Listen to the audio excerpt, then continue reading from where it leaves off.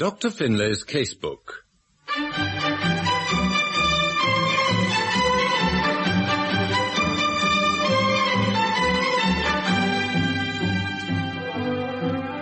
Adapted for radio from the television series based on the characters created by A.J. Cronin.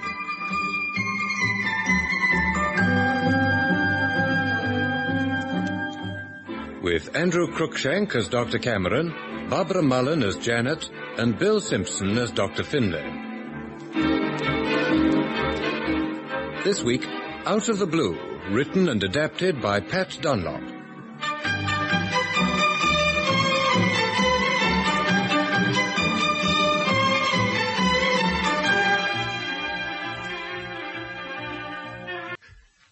Who's that? It's all right, Dr. Cameron. It's Nurse Bell. I'm just checking your temperature. Come in.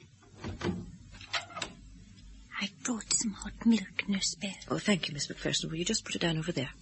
I say, that cup's a bit old. Are you sure it's clean? Nurse Bell, I do not feed my doctors from dirty crockery. I'm sure you do the best with the methods at your disposal. That feeder is as clean, if not cleaner, than anything that ever came out of one of your hospital kitchens. You're entitled to your opinion, Miss McPherson. Now I must ask you to leave. Nurse Bell, you are very young. Miss McPherson, I insist. No, yes, no. There, you see? Very well, Nurse Bell. I'll go. All the same, my dear Miss McPherson, a good wash will do it no harm. Dr. Finlay? Hmm? Oh, dear. Oh, what is it, Janet? I'm sorry, Dr. Finlay. I did not realize you were asleep. No, only resting, Janet. Is Dr. Cameron all right? Oh, he's about the same. Dr. Finlay, that nurse... Who can that be at this time of night? You stay here, Janet. I'll go.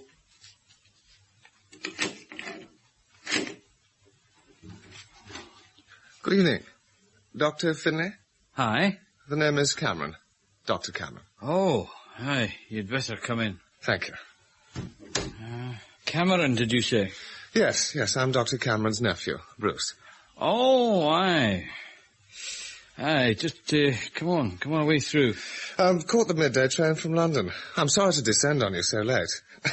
I've forgotten what time you go to bed in the provinces. There'll not be much going to bed tonight. Janet, this is Dr. Bruce Cameron. Miss McPherson? Well, I would never have recognized you. That's not surprising. I was only 17 last time I was in this backwater. How is my uncle? Oh, it's pneumonia. I'm afraid he's in a bad way, Dr. Cameron. Look, you'd better make it Bruce, otherwise it's only going to be confusing. Right, yes, he climbed halfway up a mountain in the freezing weather to treat an accident case. Well, he's a bit old to be doing that sort of thing, isn't he? I was away. Oh, yes. Well, can I see him, do you think? Oh, you can, of course, but I doubt if he'll recognize you. I'll take you to his room, Doctor. Oh, no, don't worry. I'll find my own way. As you wish. Up the stairs, and it's the room at the front of the house. The nurse is with him. Now, come along, Dr. Cameron. You must take some nourishment. To take it away, woman. How is he? Well, he's not fit to see visitors. Are you a friend? A relation. His only one, as far as I know. Hello, Uncle Angus. It's Bruce. You've left it a little late, man. Oh, I'm sorry, Uncle.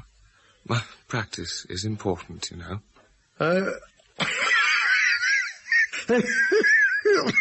What's his temperature, nurse? Isn't that a matter for Dr. Finlay? This is chart.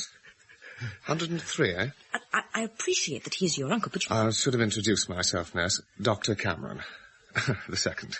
Oh, well, I'm sorry. It's all right. It's not your fault. What's your name? Belle. And the first name? Nurse. As you wish. Nurse, Belle. I say, he's not looking too good. Asthma, too. Is that oxygen cylinder over there, is it full? Oh, yes, Doctor. We've got a funnel up here? It's all ready, Doctor. Here. You've given oxygen before?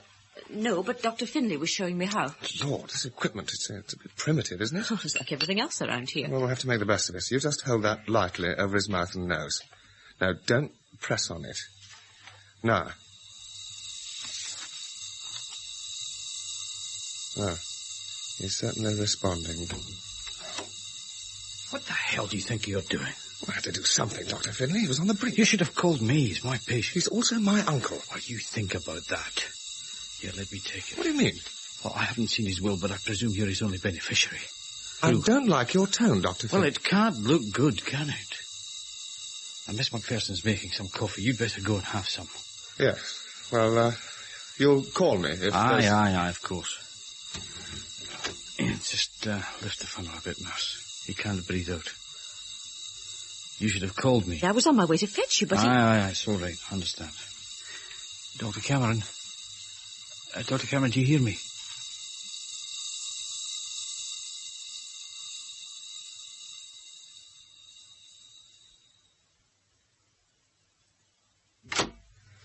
Ah, Miss McPherson. Dr. Finlay said there'd be some coffee. It is right here and ready for you. Ah, thank you very much. Is it, busy practice, Miss It is McPherson? busy enough to keep 2 good men on their feet most of the day and half the night. They'll be mostly panel patients, I suppose. I'm sure I would not know one from the other. We've only the one waiting room. Well, the distinction's a simple one. It's, the difference between the rich and the poor. The only difference I've heard the doctors mention is between the sick and the well. How is he? Oh, he's just conscious, but I doubt it'll be for long. Huh? He's asking for you, Janet. Why, I'll go up. I'd better go up too. No, we're running low on oxygen. Bruce, do you drive? Yes, of course I do. Well, I can't leave him for long. Will you take my car down to the cottage hospital and get another cylinder?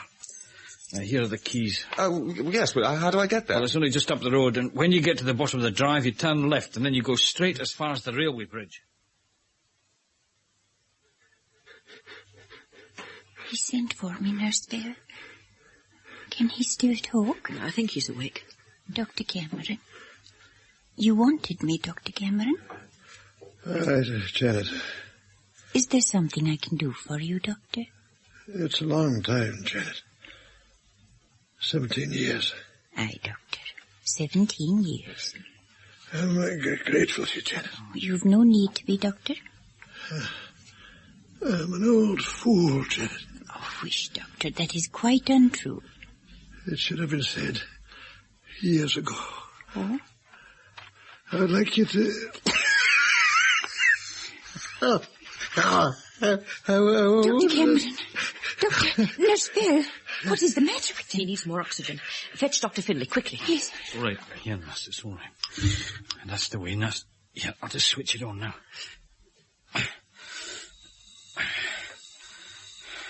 Dr. Finlay.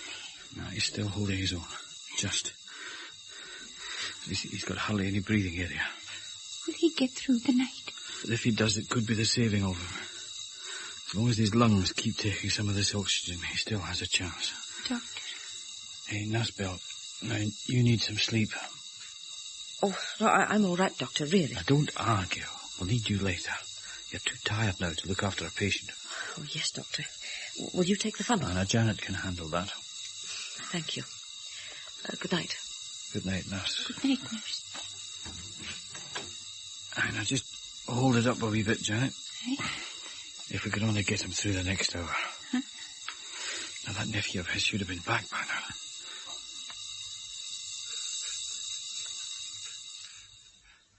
Dr. Finlay. Oh, damn. We're out of oxygen. Where the hell has that man got to? Janet, go and telephone the cottage hospital. Oh, that'll be him now, Doctor. Oh, thank God. We'll get him straight up here. I will, Doctor. Oh, come on, man. Come on. Just hang on, Dr. Cameron. Just hang on. Ah, there you are. Yes, sorry to have been so long. Now, over here, quick. No, I had to walk halfway. Here. I've ditched Right. your car, I'm afraid. It's that bend by the railway bridge. The road's like That's all right. You glass. can worry about that till. Now, the key, man. Where's the key? Key? Oh, damn it. Well, they didn't give me Oh, one. for heaven's sake. Oh. Dr. Finlay, if it is the thing for turning it on you want, there is one on the other tube. Oh, thanks, Janet. Damn thing stuck. Here, let me do it. Oh, come on. It must be jammed. Can't be. Now, hold it upright. That's it. That's got it. Here, quick, over his mouth. Quickly now.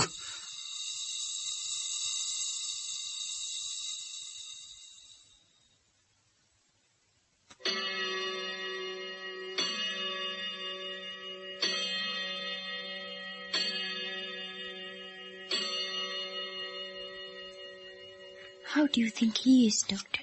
Oh, he's breathing easier. 99.2. That's better. Well, I think Nurse Bell can take over. He's stirring, Dr. Finlay. Hello, Dr. Cameron. Janet. It's been a long night, Dr. Finlay. Dr. Cameron. Aye, Dr. Cameron, it has. A long night. Away at your beds. Both of you.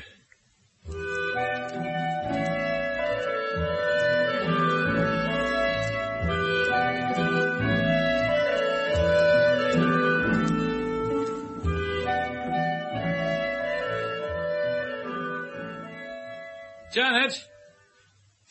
Janet! Janet! Oh. Good morning, Dr. Finlay. Morning. Do you know what time it is? Just after midday. Why didn't you call me? Dr. Finlay, up till 5 o'clock this morning you had 4 hours sleep in 3 days. But what about the surgery, Janet? Surgery was taken by young Dr. Cameron, and he's away on the outside calls now.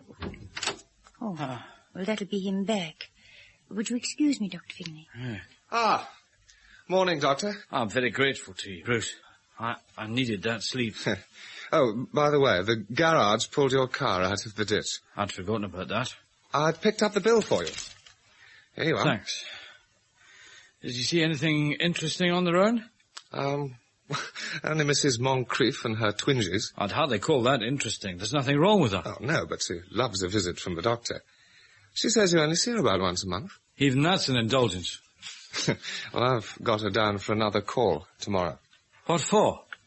Oh, damn it, man. She's a gold mine. You can build a practice on people like her. Well, you'll be wanting to get back to your own. I'd better do something about a locum. Oh, there's no hurry. Oh, I'm sorry. Oh, it's all right, Nurse. I was just coming. You know, Nurse Bell's had it pretty rough these past few days. I'm going to take her out to lunch. Oh, good. She deserves a break. Thank you, Dr. Finlay. Can you recommend anywhere? Well, you could try the Glen Royal. You'll find it a wee bit pricey. Don't worry. My share of Mrs. Moncrief will take care of that. See you later. Janet? Yes, Dr. Cameron. Well, what is the time, Janet? It's nearly 1 o'clock. How are you feeling? As well as can be expected, is the phrase we use. Oh, that's well enough, Doctor, after a night like last night. Oh, here, now let me tidy your bed while you're awake. Don't fuss, woman. Well, your tone has changed since last night, Doctor. Change? Aye, Doctor. Oh, how's the patient? Well, thank you, Dr. In some ways, he's right back to normal. I think we'd better start building you up. Can you manage some broth? I've some cockaliki on the range now, Doctor. It's been waiting for you to fancy. Yes, just get it, Janet. I get will, it. Dr. Finlay. Dr. Cameron, I don't want to trouble you just yet, but we ought to be doing something about getting a locum. Is Bruce not helping? Aye, he is. But he'll be wanting to go back to London eventually. We'd better just wait and see. He may have other plans. Aye, he might at that. I wonder what they are.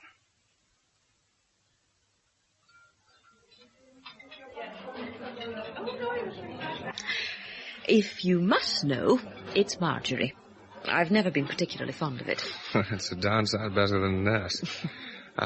What do you fancy to eat?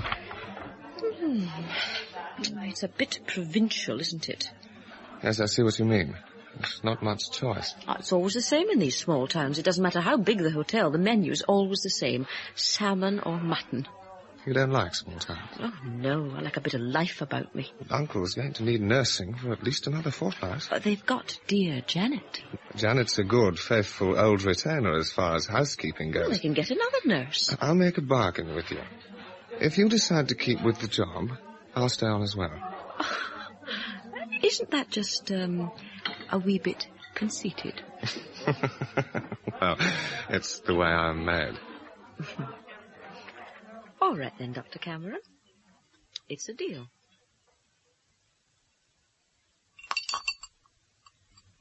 Oh, good. That's 3 days now your temperature's been normal. I know it. I bet you do.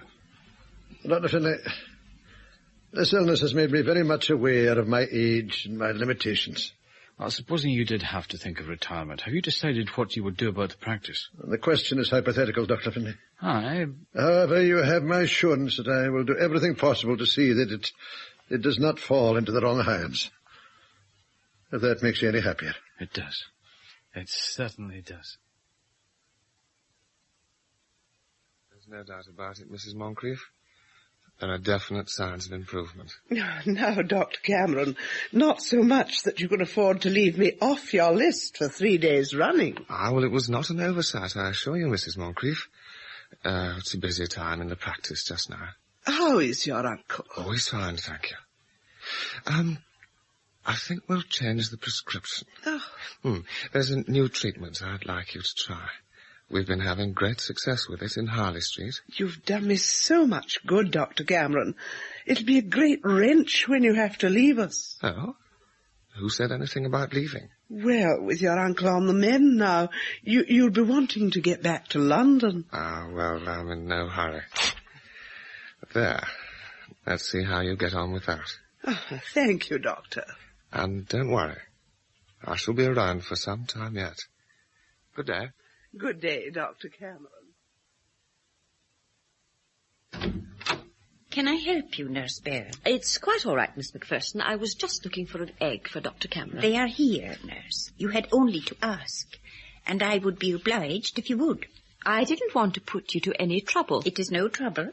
I have been boiling eggs for Dr. Cameron for some time, and I know where to find them and how to cook them. There's no need to take that attitude, Miss Macpherson. It's only an egg. You would not like it, Nurse Bell, if I were to walk into your sick room and start giving medicine.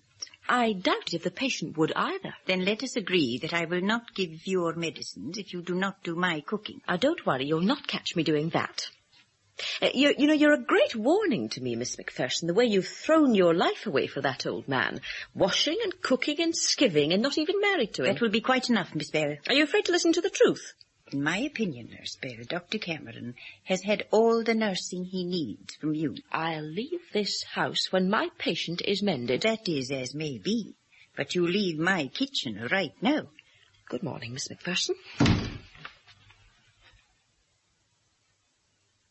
Well, that is my suggestion, Bruce. I would like you to give it your careful consideration.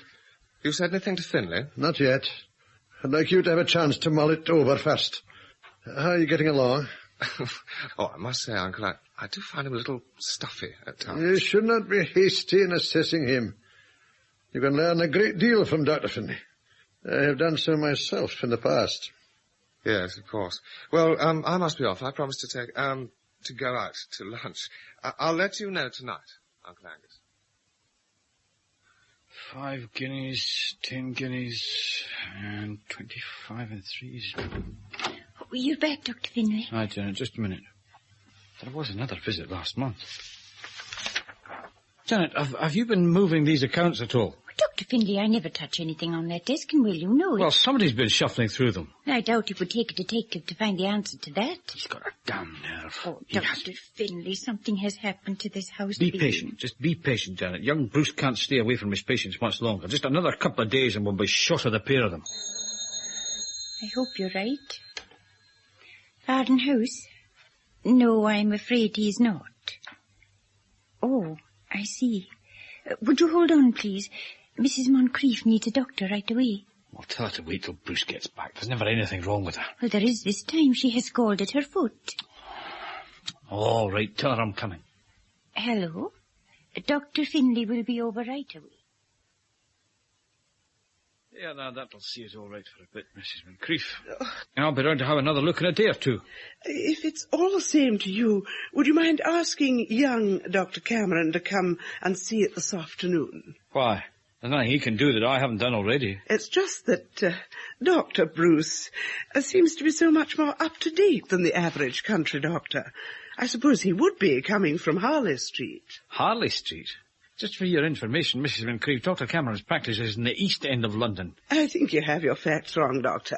Either way, wherever he comes from, he's going to be very popular around here. Going to be? Look, do you mind telling me exactly what he's been saying? Of course not. He told me quite clearly that he would be.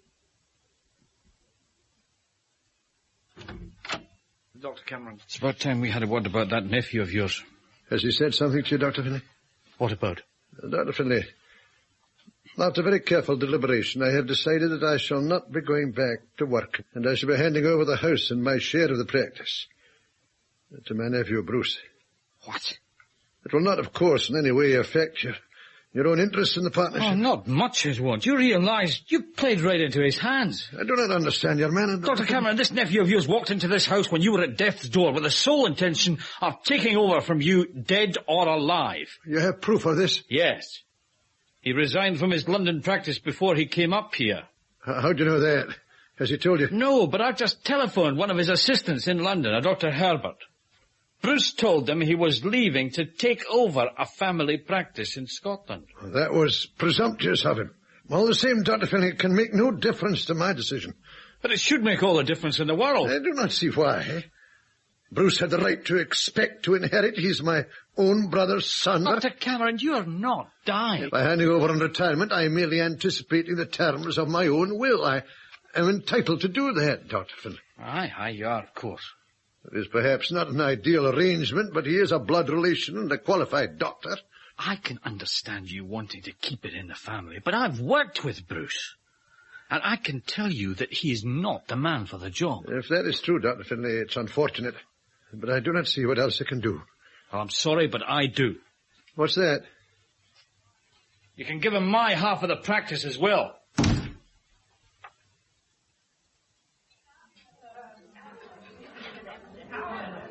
Well, how do you think the old boy is now, Marjorie? She's fine. I think I could get out of this place tomorrow. I should stay around for a day or two if I were you. Things are liable to be happening shortly. Things? Yeah. Interesting developments. Oh, well, that's all very well, but I'm steadily going broke. I could be earning half as much again in Morningside. Well, there are other sources of gain besides professional fees. How do you mean? You might marry me, for instance. Marry? I feel I ought to say, this is so sudden, Dr. Cameron. Yes, well, of course it's sudden, Marjorie. To expect a proposal to go on and on, like a magazine serial. But we've only known each other a fortnight. Yeah, it's part of a doctor's stock in trade to make a quick decision. I expect a nurse to have the same attributes. Oh, or all the same, I must have time to think it over. Isn't that what I should be saying? Yes. And I'm willing to give you time. Some more wine. There. Is that time enough? Almost. I'm just a wee bit worried about your prospects. Well, what would you say if I told you you were about to marry the successor to the Arden House practice? Seriously? Seriously. My uncle is giving me the house and his half of the partnership. Lock, stock, and barrel. Now, just a minute. You don't think I'm going to marry you just to hibernate in this dump for the rest of my days? Well, hear me out, Marjorie. In a few days, the whole thing will be handed over legally, and Uncle Angus will be away to the hills for his well-deserved retirement. All we have to do is stay long enough to find a buyer. And to sack Janet McPherson. Dr. Cameron, you've got yourself a wife. Splendid. We'll have another bottle. Waiter. Are you not perhaps being a little hasty, Dr. Finlay? What will you do? I'll do what I intended to do last month, Janet. I'll send in my acceptance of a place in medical school. But it's you I'm worried about. It's very kind of you, but I think my path is clear. How? Dr. Finlay, in all of 17 years, Dr. Cameron has never learned to look after himself, and he's not likely to learn in his retirement. I'll go with him. Dr. Cameron. It is all right, Janet. I have my doctor's permission to be out of bed. Is that not so, Dr. Finlay? That's right. Has Bruce not returned yet? I haven't seen him. Or Nurse Bell either. A pity. I wanted to speak to him, and I should like both of you to hear what I have to say. I think that is them now, Doctor. Bruce, would you come in here a moment? Oh, Uncle Angus. You're up. I am up. Oh, well, you're just in time to celebrate with us. Marjorie and I are getting married. Congratulations. That's nice. Thank you, Dr. Cameron. Very pleased. Yes. Well, shall we all have a dram, Uncle? Later. I'd like to have a word with you first. I am advised that the best way to complete our transaction is by a deed of gift. I've drafted out the main points. I thought you might like to see them. Oh, I'm sure you'll have taken care of everything admirably, Uncle. Read it, man. Oh, well, if you insist.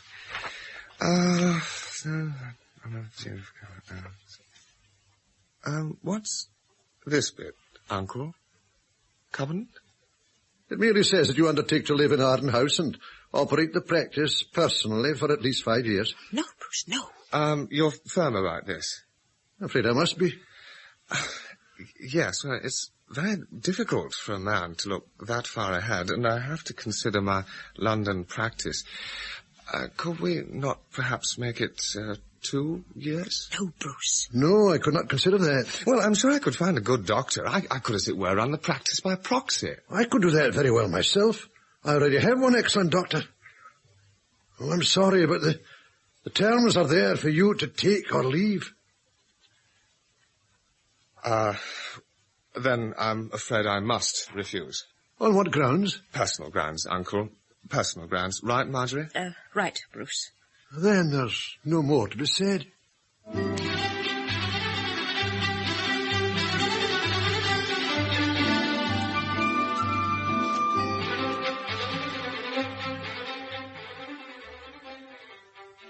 Bye, Uncle. Bye, Dr. Cameron. They're away, Janet. Dr. Finlay is seeing them to the taxi. Aye, Doctor. Oh, I can't help thinking that it is all for the best. It does not alter the fact that Dr. Finlay still has to find a new partner. I've no doubt he will make a wise choice, Dr. Cameron, if he is to be allowed his choice. Janet, sometimes I think I'm an old fool. So you said on the night that you were bad. Did I, Janet? I don't remember. Huh?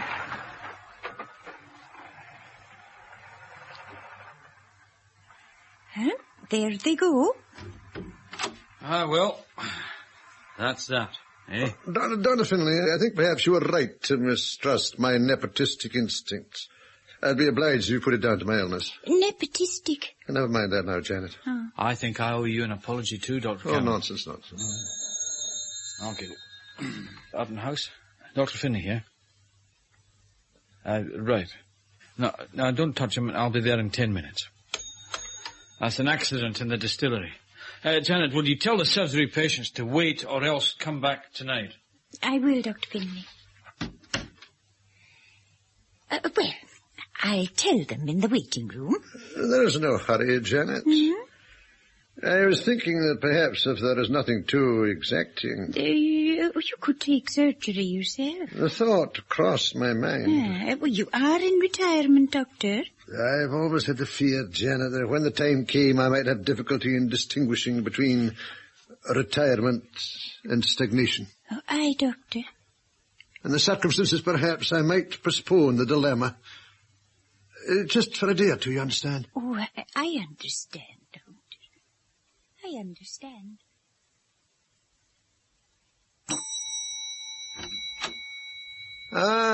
Come in, Mr. Cranston.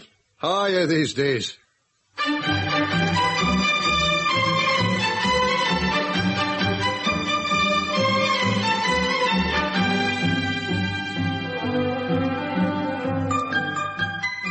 You've been listening to Out of the Blue, written and adapted by Pat Dunlop from the television series of Dr. Finlay's Casebook, based on the characters created by A.J. Cronin and broadcast by arrangement with Graham Stewart. The cast was as follows: Dr. Cameron, Andrew Cruikshank; Janet, Barbara Mullen; Dr. Finlay, Bill Simpson; Nurse Bell, Hannah Gordon; Bruce Cameron, Anthony Valentine; Mrs. Moncrief, Margot Boyd. The program was produced by Peter Titheridge.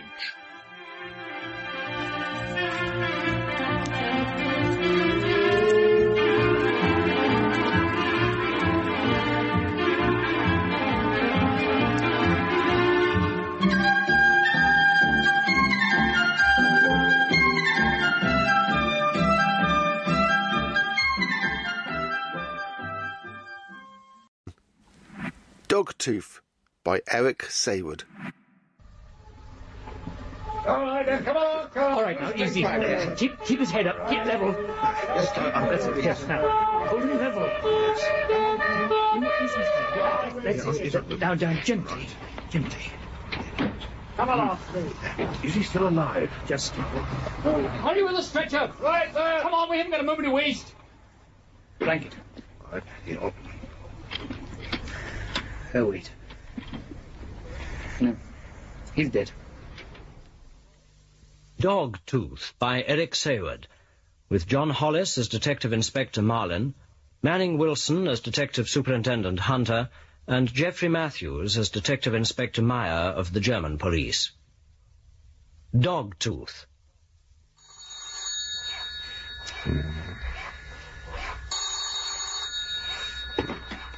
Inspector Meyer. Who? No, 1 moment, you've come through to the wrong extension. Schiller! A Fräulein Harbour for you, again. Oh, thank you, sir. I'll take it on the other line. All right, you do that. How much longer are those workmen going to be, Schmidt? Yeah. It's at least another week. Have you seen this, sir? Yeah. So, It's just come through from Traffic Division. Heinrich Zimke. Yeah. Oh, do I know him? Now, here's his file. Oh, yes. Herr Party Secretary Zimke. Apparently, he went off the road at 140. Oh. Smack into a flyover stanchion. Is there an accident report? Only a provisional. The full lab report's not come through yet. Front near and offside blowout. Unusual for both tyres to go, isn't it? Well, at that speed, anything could have happened. Second tyre could have gone when he hit the bridge. Sure. Meyer. Yes, I'm looking at it now, sir. It seems like a straightforward accident case. Don't quite know why it's come through to us. Yes, I see. Right away, sir. Our fearless leader. What does he want? A word. Sit down, Meyer. Thanks, sir. What do you know about Heinrich Zimke? Only what his file tells me. He's party secretary for the Federation Party for the Re-Germanization of Germany. Precisely. Sir? It occurred to me it might be useful if we had a look round Zimke's apartment before his colleagues got the chance to tidy up his personal papers. Well, are we looking for anything special? No, I just want to know if they're up to anything. Right, sir. Traffic police are withholding the news of Zimke's death until 11 o'clock. Oh, that should be sufficient time, I think. Yeah, yes. Make sure you're clear by then. I don't want any trouble. Your visit is strictly unofficial. Oh, I see. Take Schmidt and Schiller with you. I've arranged for a locksmith to meet you there. Right, sir. I've never seen so many books outside a library before. How many do you think are here? God knows. Thousands. We haven't got to go through this lot, have we, sir? No, we haven't got time. Well, it's incredible. He has absolutely everything. It's philosophy, economics, political theory, religion. Do you think you read them all? I should think he'd read the lot. Come on, let's get on with it. There's a locked filing cabinet here. Do you want it open, sir? If you can do it without damaging it. All right, sir. What exactly are we supposed to be looking for, sir? Anything that looks interesting. In other words, photocopy everything in his desk. Filing cabinet's open. What's in it?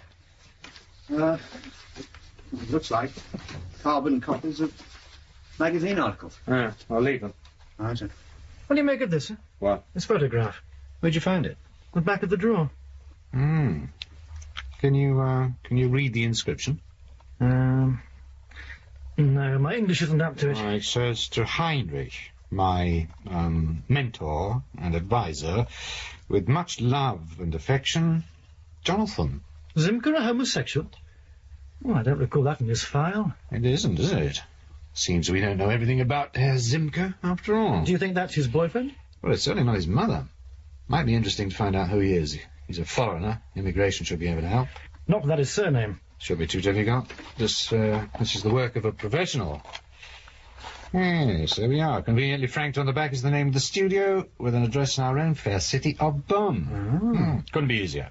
Telephone call should tell us all we want to know. Now get this through the photocopy. I can get on with it. We haven't got much time.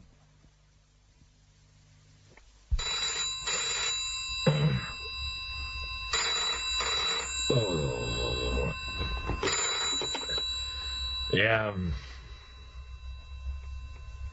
what do you mean, where the bloody hell am I? I need bed, of course. Time? Oh, God, the clock stopped. Well, what time is it? Well, I'll be in half an hour.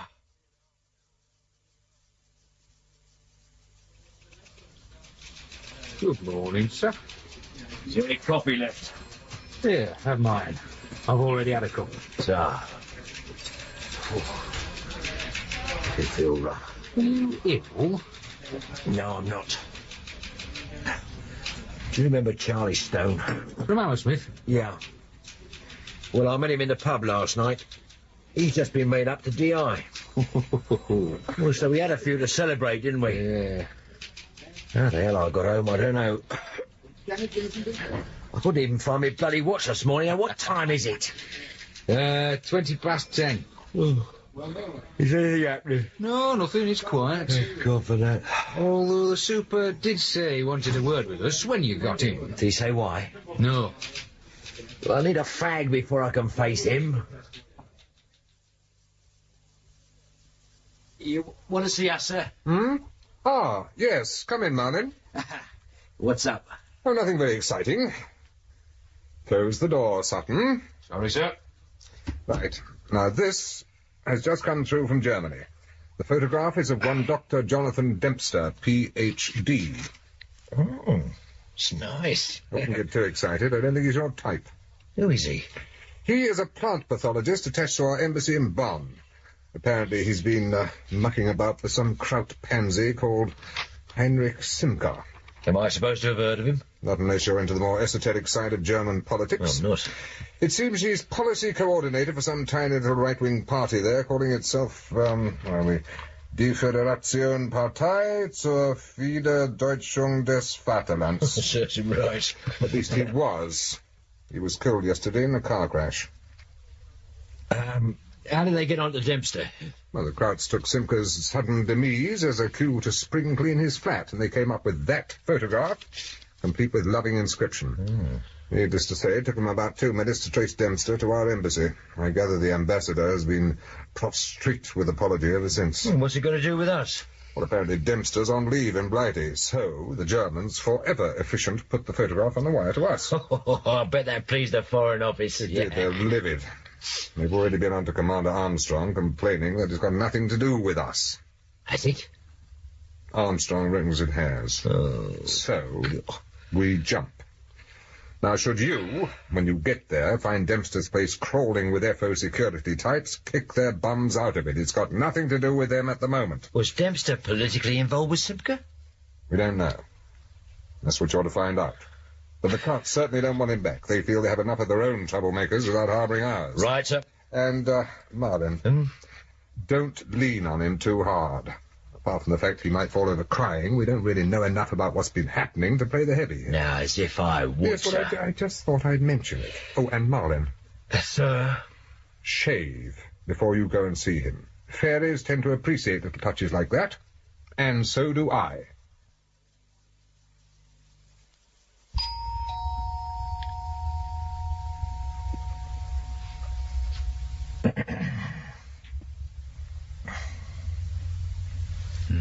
No one's at home. Try again.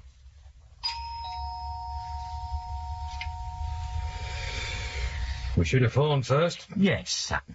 We usually do. Ah, you know me. Any excuse to get out of the office. Why is the FO so touchy when one of their blokes goes astray? Well, it shows them up, doesn't it? I mean, it's not very diplomatic to send someone to West Germany who's no sooner off the plane than he's having it off with the local Nazis. Think there's been a breach of security? Yeah, can't see it myself. Then what was he? An agricultural advisor. Unless we started using our ladies' fighters for crop dusting, I can't really see what he could tell them. What time is it? 11:48. Ah, well, there's nobody at home. Log the time, and that the visit was a waste of shoe leather. Right.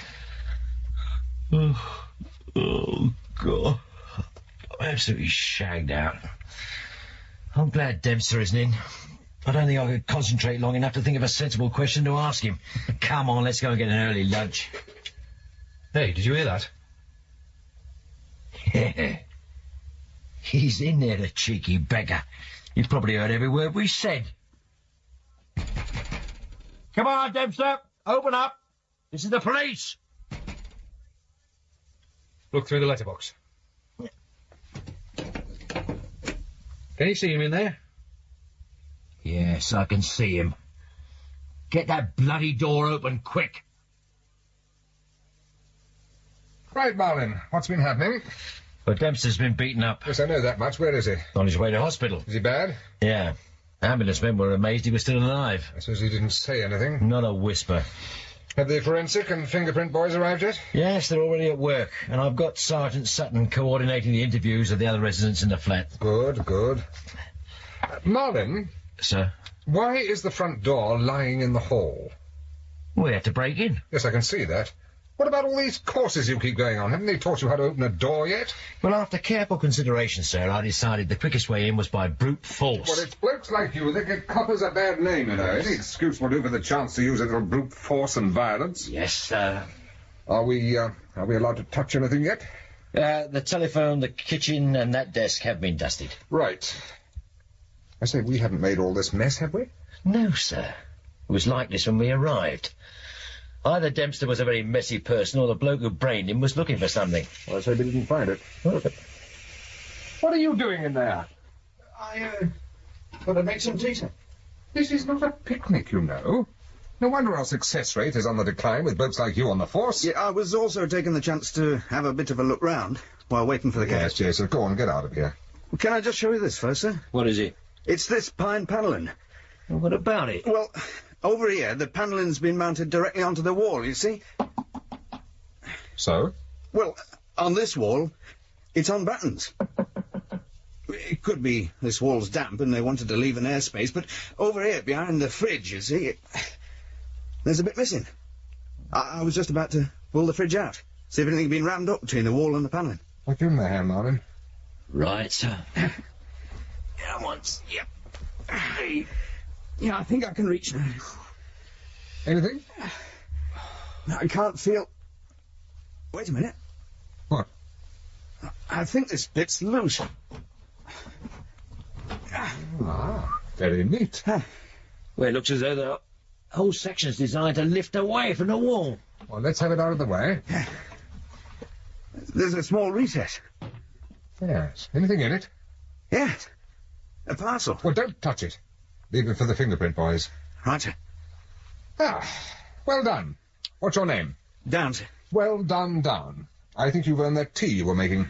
Thank you, sir. Excuse me, sir. There's a bloke out here who wants a word with someone in authority. It's not the press, is it?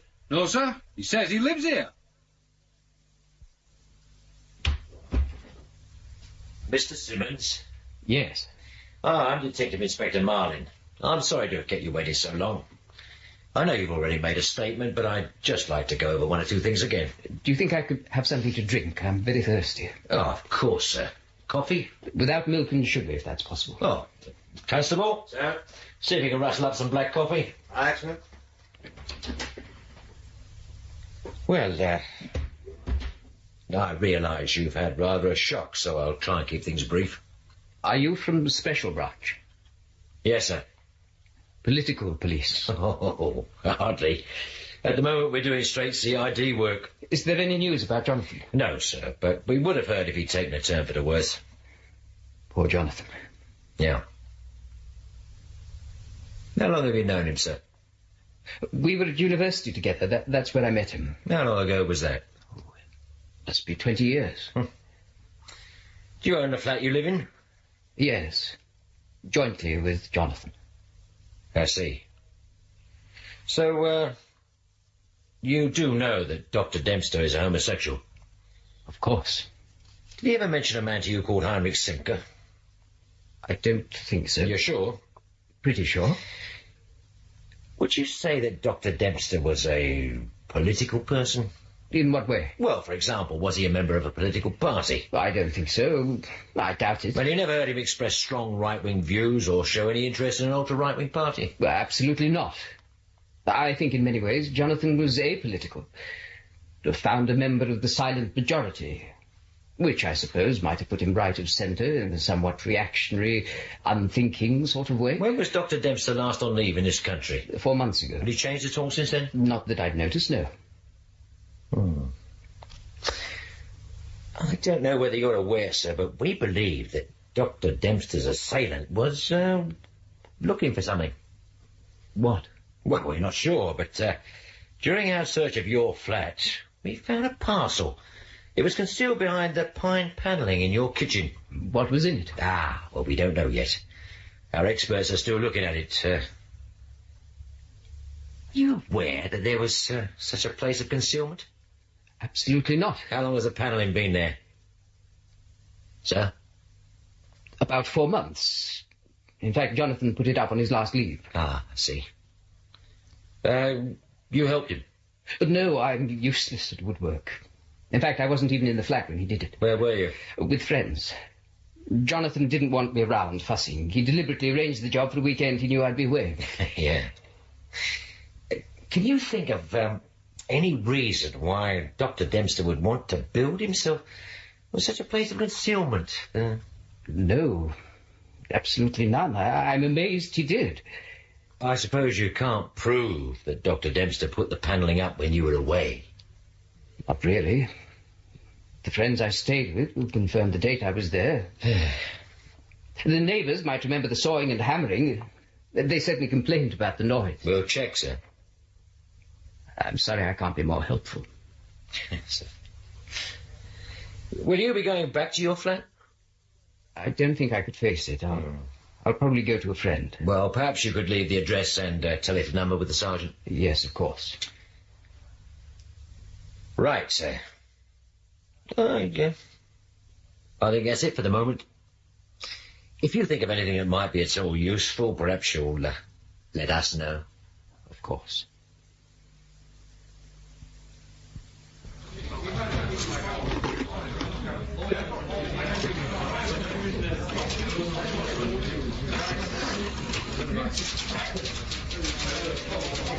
This is Inspector Marlin. Can you run a records check on Raymond Arthur Simmons? Yeah, Simmons.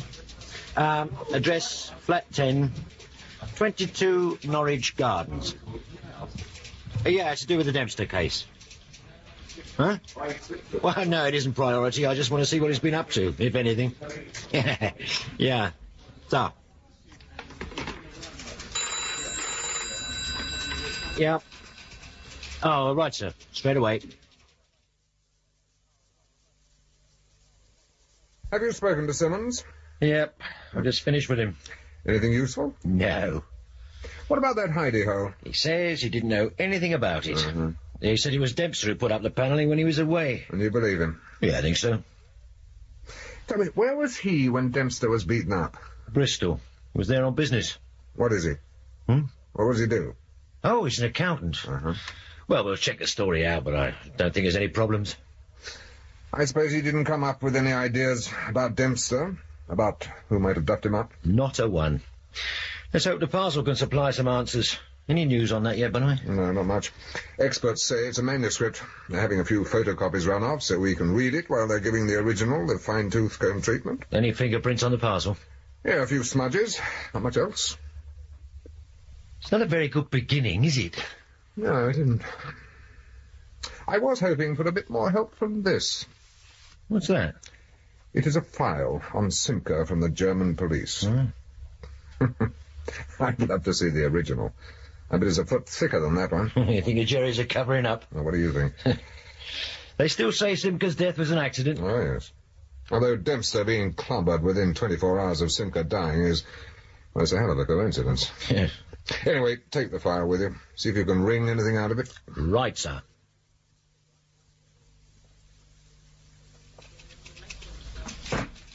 What's this?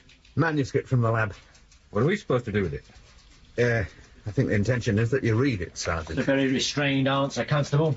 You should go far. Well, when he does, he can take that thing with him. Thank you, Constable. Sir? Oh, what do we want with this? It's a photocopy of what was in the parcel. We'd expect it to read it? Yes. There must be 300 pages. A reasonable guess. It'll take days. Not if you read it quickly. Yeah. Yes, this is Inspector Marlin. What? Oh, I see. When? So, does the super know? Right. Dempster's dead. He didn't regain consciousness. Pity. Now all we've got's this thing, all 300 pages of it. Yeah. Was that why he was killed? for that thing?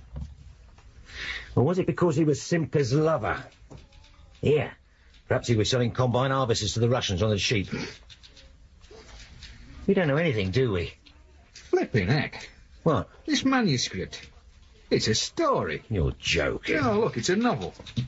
Well, who'd want to kill Dempster for this? The author? Yeah.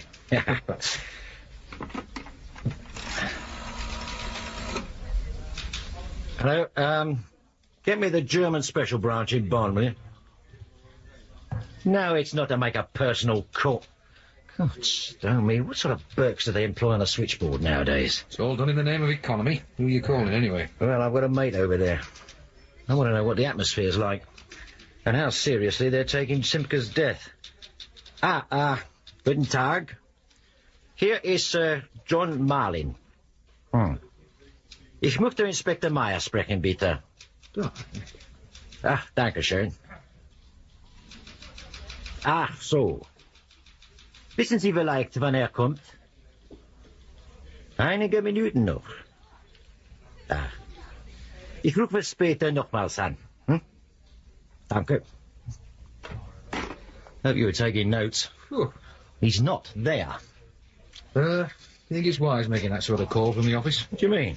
Well, someone just happens to be listening. You know how it is, and he gets back to the super. You know what he's like when it comes to seeking outside help. You know, you are right. He might make Inspector yet. Where are you going? Lunch. Well, lunch? It's 3:10. Then an early tea. And while I'm gone, I'll phone my mate from outside. Super won't like you wandering off. Oh, gee. There. I've entered it in the diary. Gone to tea. Now it's official. And while I'm gone, you can get stuck into that novel. Yeah.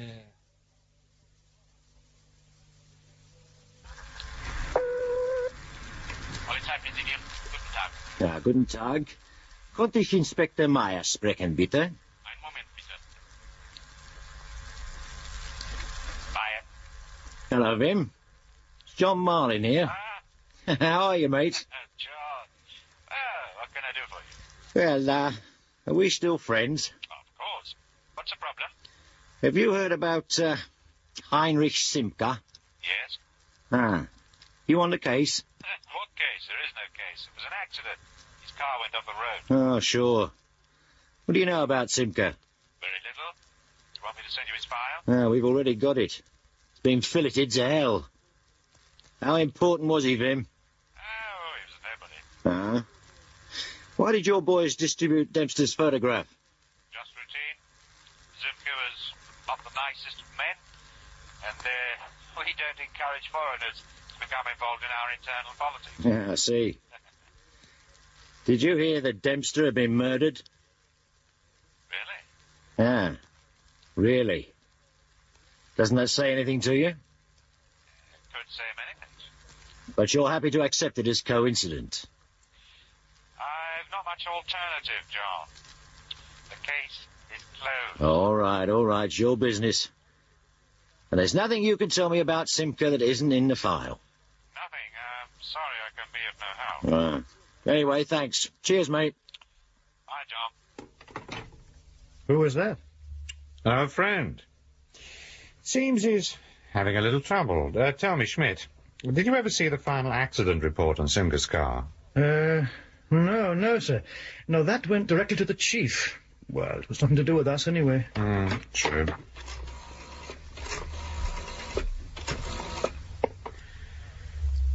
Records. This is Inspector Meyer. Could you send up all the information you have on Heinrich Simka, including the accident report on his car?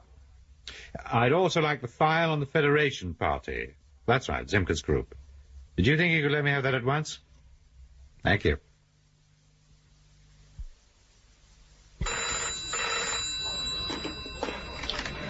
Sergeant Sutton. He's not back yet, sir. He said he'd only be a few minutes. He's gone for a cup of tea and some fags. Yes, sir, I'll tell him as soon as he comes in. Pardon? Yes, I'm reading it now, sir. Right, sir.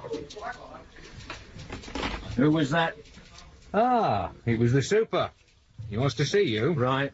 What did your friend in Germany have to say? Not much. How are they treating Simka's death? Accidental. The case is closed.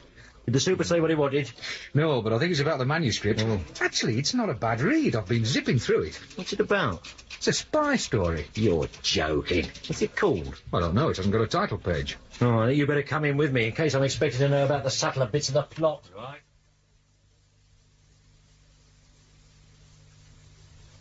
How's the reading going? It's progressing, sir. Mm-hmm.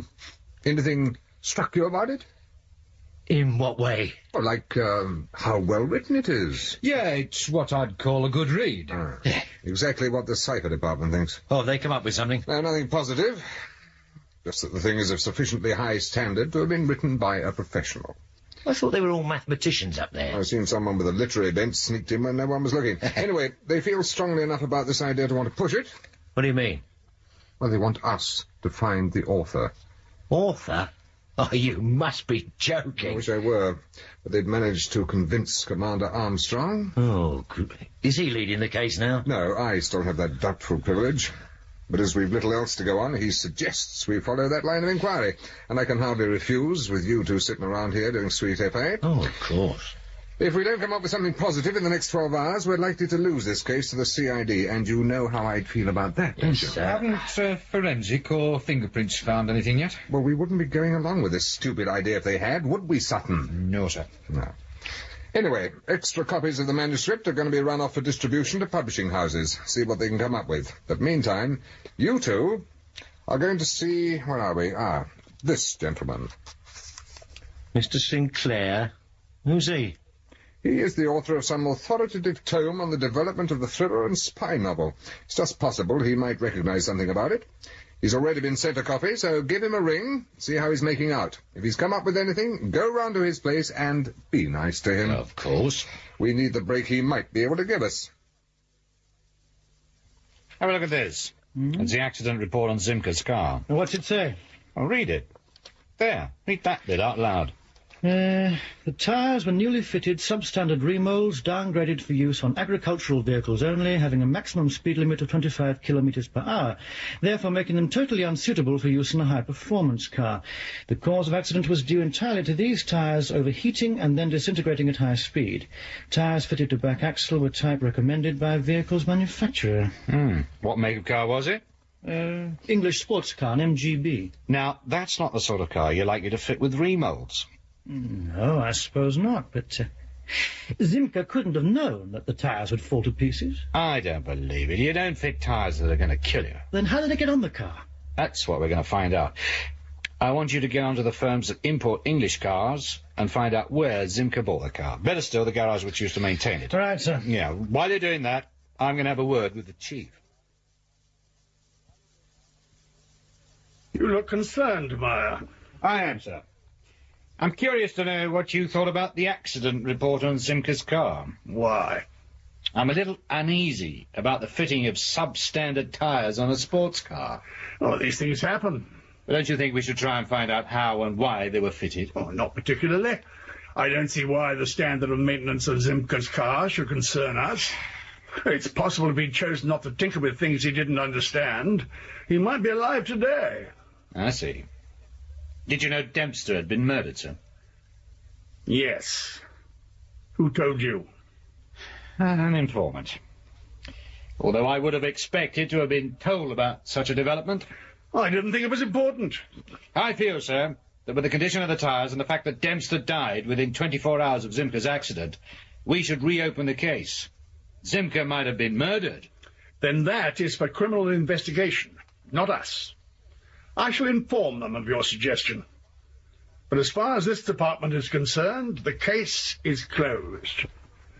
And it will remain so unless a substantial piece of new evidence comes to light.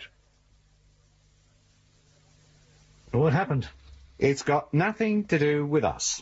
If Zimka was murdered, it's now the responsibility of criminal investigation. Then what do we do? Have you been in touch with the car importers yet? Yes, he's going to phone me back. Yeah, well, you ring him in an hour. I want to know the name of that garage today. And meanwhile, I want to know everything there is to know about Zimka and that damn party of his. Yes? Mr. Sinclair? Yes? Police, sir. I'm Detective Inspector Marlin. This is Detective Sergeant Sutton. Yes? I phoned, sir. We need to talk about the manuscript you're reading for us. Ah, yes, come in. Ah, thank you. Now, would you like some tea? Oh, thank you, sir. Mrs. Noakes. You know it is very good. Oh, please, sit down. Oh, thank you, sir. The manuscript. I've already read it twice. Frightfully good of its kind. Very good style. You know, Raymond Chandler had terrific style. Excellent characterization and some beautifully observed detail. Truly a master. Isn't Raymond Chandler dead, sir? Alas. You're saying this manuscript is the work of Raymond Chandler? Not at all. Oh, no. Then who, sir? Well, I'm not entirely sure. It certainly isn't a book I've read of his before. So? A very neat and compact writer. And, as I've said, with excellent style. Yes, his name, sir. I hope Mrs. Noakes heard... I'm sure she did, sir. She's very deaf. His name, sir. You must remember, I'm not 100% certain, but I think it's the work of a man called Richard Moore. Oh. He used at one time to write under the name of Sam Pestry. It's an anagram of master spy, which, I suppose, makes him a bit condescending towards the genre. Oh, yeah. But since he started using his own name, his work has improved greatly. Richard Moore, yeah, well, I've heard of him. Oh, it's quite likely. He used to be a very distinguished novelist in his day. I never understood why he took up writing spy stories, although he does do it very well. What makes you think it's Richard Moore? Well, there's a certain style, a feeling about the story. And, of course, there's the punctuation. What? Punctuation, Inspector. Let me show you. I've got another of his novels here. Ah, here we are. You see, he used a hyphen instead of the more conventional inverted commas to indicate conversation. Is that unusual? Certainly in this sort of book. It's also slightly pretentious. I think James Joyce originated it, although I'm not quite sure about that. The other thing Moore does is quote a lot from other writers. If you know the quote and the context as it appears in the original, it helps make the whole thing much richer. It's very much after Eliot, although I'm not for one moment suggesting that Eliot was at all pretentious. Of course not. I wouldn't dare to think like that. No, sir. Anything else? Oh, yes. For some strange reason, his main character nearly always has a name beginning with the letter M. In your manuscript, he's called Moncrief. In the book I showed you, he's called Mace. In another, it's Mason. I've yet to work out the significance of the M. I thought it might be because the author's name began with an M. But I'm sure it's much more subtle than that. Who publishes Richard Moore? Oh, John Klein. Thank you, sir. Delta 1 to MP, over. MP, over. This is Inspector Marlin. Urgent request. I want records to rake up everything they've got on Richard Moore. Address unknown. Occupation writer. Better tell records it's unlikely he's got any form, so they'll have to search around a bit. Present all gen, with my compliments, of course, to Superintendent Hunter. Richard Basil Moore, born 1920, came down from Oxford University 1942, second-class honours degree in English literature and philosophy. Joined RAF 1943, demobbed 46, worked on various provincial newspapers before publishing his first novel, The Decline of Simple Simon, in 1949. Subsequent novels include The Nemesis Machine, for which he received the Shaft-Granville Prize and the John Brannan Memorial Prize. Now, Might, published 1954, banned in South Africa. The Fall and Fall of Simon Smith, published in 1956, etc., joined the Communist Party in 1938. Oh, yeah. Hobbies, publisher, John Klein, agent Boswell Mackay, and not a word about writing spy stories. Where does all that information come from? Who's who? Huh? Any form? Oh, yes. He's a real pro. 3 convictions for drunken driving. Is that all? Well, what were you expecting, Sutton? I don't know, sir. You know, it's quite likely that this chap isn't even involved. Do we go and see him? Yeah, why not? Why not? But tread carefully, and don't tell him too much about the case. If I told him everything I knew, he wouldn't know much. You may well have a point there, Marlin, but don't spread it around. I don't care about you undermining the public's confidence in the police, but don't weaken mine. I'll try not to, sir. And don't forget to ring him first. Tell him you're on your way. Keep everything friendly. Why all this interest in public relations? Well, I have a feeling this case is doomed. Don't ask me why, because I couldn't tell you, but it's always nice to know that when this mess is relegated to the unsolved file, I shall feel a little happier knowing that I haven't offended anyone during the course of it. A moment. It's for you, Schmidt. Sergeant Schmidt? Ah, yes, sir. Yes. Yes. Thank you very much, sir. Goodbye. That was the car, people. Well? We now know where Zimkar bought his car. Excellent. Do we go and see them? We certainly do.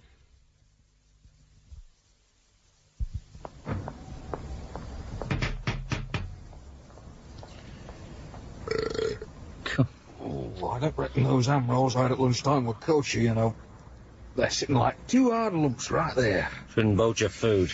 I didn't have much choice, did I? I had to eat while I was on the job. Lucky old you. Do you know, I've put on nearly a stone in the last month. Go to the gym more often. You must be joking. I always get paired with Roberts when I go down there. Have you ever been in the ring with him? No. He doesn't know the meaning of a couple of friendly rounds. You know, he even tries to chop you when he's wearing boxing gloves. The man's a bloody mess. Good afternoon, sir. Mr. Richard Moore? No, I'm his secretary. Come in, gentlemen. Mr. Moore's expecting No, you. thank you. This way. Police have arrived, Mr. Moore. Oh, come in, gentlemen. Good afternoon, sir. I'm Detective Inspector Marlin. This is Detective Sergeant Sutton, sir. Please sit down. Thank you. Can I offer you a drink, gentlemen? No, not for me, sir. Sergeant? No, thank you. Oh, I hope you'll excuse me if I do. You know, Inspector, you are a very deceptive person. Oh, yes, sir. Well, here I sit in complete calm, waiting for a fresh-faced sergeant to visit me, but what should arrive? A full detective inspector. No deception intended, sir. I'm sure it wasn't. But in the pyramid of life, detective inspectors loom large and important. Their comparative rarity makes them so. Your sergeant also omitted to say when he telephoned which CID division he was with. You are CID officers? No, sir. Special branch. I see. Well, that might explain why my telephone has been behaving in such a strange manner. It keeps ringing. But when I lift the receiver, I'm greeted with static. Well, I take it up with the post officer. Of course. I only ask because the last occasion I had a conversation with a special branch officer, my telephone started to behave in a very strange way, clicking and clacking as though some manic hen was pecking at the line. Well, it must have been some years ago, sir. Ah, yes. Telephone tapping techniques have improved greatly since then. I'm pleased to hear it. And you're right. It was many years ago, in those heady days when the Cold War was a Cold War, and we all marched from Aldermaston with Cannon Collins to protest about the atom bomb. The special branch was very diligent then. One or another of them always seemed to be popping in for tea and chat. But then in those days, I was very active too in the Communist Party. But not now. Well, I still have a dog-eared membership card somewhere. I dread to think how many years back subscription I owe. Things have changed so much. I mean, in those days, we even had the odd comrade in Parliament from time to time. We seemed to be getting somewhere. But the swinging and decadent, self-indulgent 60s put paid to all that. And then my interest waned. I'm sure you wouldn't like a drink? Positive, sir. Well, then I shall indulge alone. I suddenly feel rather depressed. Oh, don't worry, I shan't get drunk. I'm only topping up. I won't suddenly collapse or throw up or something. I'm pleased to hear it, sir. So, what can I do for you? Well, I'd like you to look at this, sir. Oh, not without my glasses. Oh. Do you recognise that? Yes. Let me see. Do you write it, sir? Well, I certainly wrote the first paragraph. Is it a published work? Not yet. Ah, but it's due for publication. Well, of course, I don't write for fun. It's my latest book. What are you doing with it? Well, I'll come to that in a moment, sir. Does it have a title? Of course. What is it? Dogtooth. Dogtooth. Hmm. Do you know a man called Jonathan Dempster? Don't think so. Are you sure? Oh, I'm fairly certain. Well, can you offer any explanation as to how he might have got hold of your manuscript? None, although I would have thought that a question better put to him. Yeah, I wish that were possible, sir. Oh? He's dead. Oh. How did he die? He was beaten to death. By me? Well? I couldn't barely summon up the energy to leave the house, let alone involve myself in the clubbing to death of a man I don't even know. And what motive would I have? There's every probability the murderer was after your manuscript. Oh, my dear boy, this is incredible news. I thought I'd reached the pinnacle of my career when one of my books was reprinted in the same week of publication, but now it seems I have fans prepared to commit murder for a peek at a forthcoming attraction. The flippancy doesn't help, you know, sir. Oh, sorry. This manuscript was hidden in Dr. Dempster's flat. It was very carefully hidden. Now, there has to be a reason for that. Oh, sorry, I can't help you. What happens when you complete a new manuscript?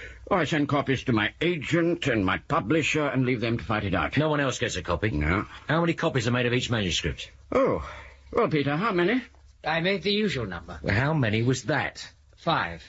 Do you still have a copy? There should be at least a file copy. Would you mind if I have a look at that, sir? Why not? I'll get it. Thank you. Inspector, how did you find me? This manuscript hasn't got a title author page. No, we had an expert read it, sir. He recognised your style. Really? God heavens. You mean I still have a style? Did you know? I was once considered a serious novelist, Inspector. Some critics have even been kind enough to say I could have been a great novelist.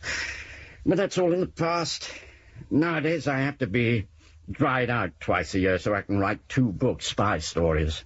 I dread the experience. I can't live without alcohol. So I write books that I can finish very quickly. Today I'm called a popular writer and grateful for it. For, as you see, it keeps me in some style. Oh, your friend has started to scribble in his notebook. I feel that if he's going to do that, I should be advised upon my utterances. Well, it's just notes, sir, not a verbatim record. Oh, what a pity. I do so enjoy being quoted. Perhaps we could quote you on whether you know a man called Heinrich Sinker. What? No. Oh, yes. Sir? Oh, I've heard of him. He's a journalist. Or at least he was. I believe he's written 1 or 2 books on the virtues of a benevolent dictatorship. Needless to say, they're both very slim volumes. But you never met him? No. Now, what about his political party? Die Föderationspartei die Wiederdeutschung des Vaterland. What do you know about that? Only that it's full of ex-SS types who are dissatisfied with the general lack of Jew-bashing, have taken to grinding their gums and waving their pension books in the air. Do you know what Die Föderationspartei zur Wiederdeutschung des Vaterlands means in English? Well, I have a fair idea, sir. The Federation Party for the Re-Germanization of Germany. I mean, Gott in Himmel. It doesn't even make sense.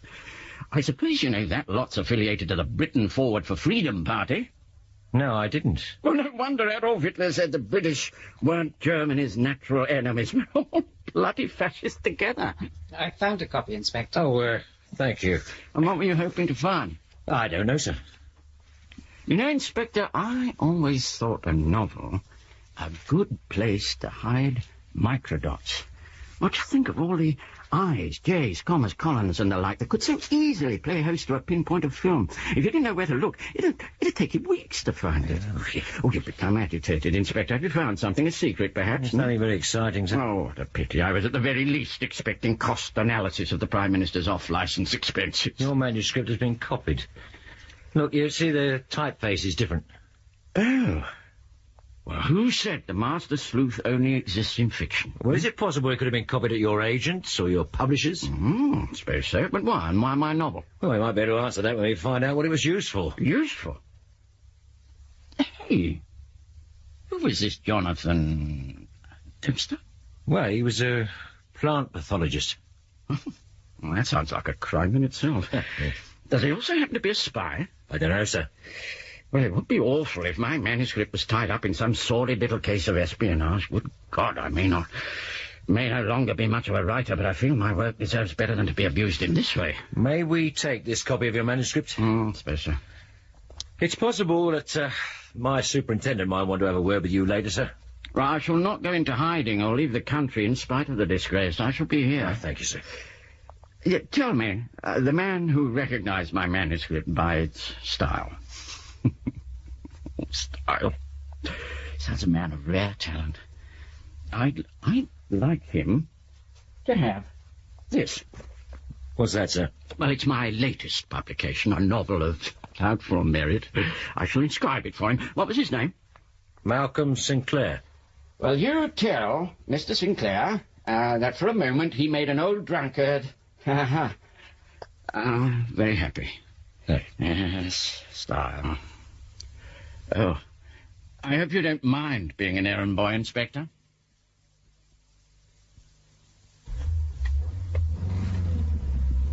So what happens now?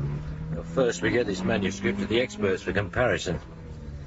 Then I'm going to get a couple of blokes on to compiling a list of names of everyone at Moore's agent and publishers who had access to their copies of the manuscript.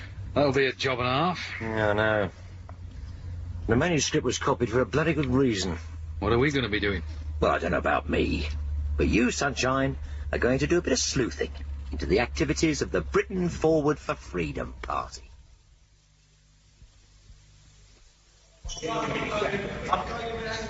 You here, Muller? Yes. I'm Inspector Meyer. This is Sergeant Schmidt. Gentlemen. Hey, Muller. The showroom manager tells me you're the workshop foreman. Oh, that's right. I'm making inquiries concerning a car owned by one of your customers, Heinrich Zimke. Ah, yes. Got the details of the vehicle here. Do you know the car? Yes, of course I do. When was it last serviced? Day before yesterday. Are you sure? Of course. I've still got the work card here. Just a minute.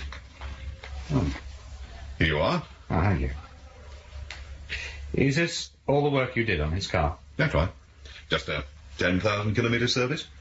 Anything wrong? Was there any work done on the wheels of the car? No. New tyres weren't fitted? It's not on the worksheet. Have you always serviced this car? Yes. So you would know if new tyres had been fitted since the car was purchased? Of course I would. Well, have they? Yes, look, 4 months ago. Would that be a complete set? Yes. Would car's tyres be checked at normal servicing? No, yes, we always check for excessive damage to the tread and wall of the tyre. And this check would have been made the day before yesterday? Always, without fail. What's that? That costing sheet. You see, I work out the time and materials used on the car, then it goes up to accounts for invoicing to the customer. Yes, is this the sheet for the last service? Yeah. You can see there's no charge for tyres. Indeed. Do you ever fit remolds? Oh, no, never. You can't risk it on a high-performance car. You would always advise against it? Always. Do you keep remolded tyres in stock? No, I wouldn't touch them. And if by some chance Zimke's car had been fitted with the wrong tyres, your mechanic, he would have noticed, wouldn't he? Without a doubt. Look, we're a quality garage, Inspector. We're very thorough. I'm very pleased to hear it. What's this charge here? Delivery charge? Yeah. Oh, that's quite normal. That's for returning the car to the customer. A lot of our clients are very busy people. They drop their cars into the garage in the morning. We return them to their home or office. Saves them having to come back here. And that's what you did with Zimke's car? That's right. Where was it taken? Here, Zimke's home. In fact, Billy dropped it off on his own way home. And who is Billy? One of the old boys we employ for the job. Oh, is he here now? No, didn't come in today. Strange that. He's usually very reliable. What's his full name? Willem Rikers. Rikers. Do you know his address? Personnel should have it. Billy isn't in any trouble, is he? That remains to be seen. Well, what's happened? Heinrich Zimke is dead. You going to bring Rikers in for questioning? Not until I've spoken to the chief. You forget, this case is officially closed. He's not going to be very happy. Well, that's his tough luck. He could still argue that Zimke fitted the tyres himself. He can argue what he likes, but Zimke no more fitted them than you did. Good tyres were on that car when he left the garage. Rikers supposedly returned the car to Zimke on his way home. Following morning, Zimke drives his car onto the autobahn and is killed. If Rikers didn't actually fit the tyres himself, he knows who did. And he might also know why someone wanted Zimke dead. Shall I come with you and see the chief? No, you go to records and see what they have on Rikers. Right. See you later. You mind if I have a word with you, sir? Oh, by all means. Come in, Meyer. Oh, actually, I've been looking for you. I've someone here I'd like you to meet. Yes, sir? This is Herr Baumann. Really? Inspector Meyer? Yes, I asked him to have a word with you as you seemed doubtful about Zimke's accident. Yeah, with justification, sir. I noticed in your diary that you and Schmidt had gone to the garage. Oh, by the way, where is he? Records. For the file on Wilhelm Rikers? Yes. You have done well, Inspector. Hardly. Any intelligent child could have found out what I have. Perhaps. But you needn't concern yourself about Rikers anymore. We already have him. Ah. Since when have you been allowed to operate internally in this country?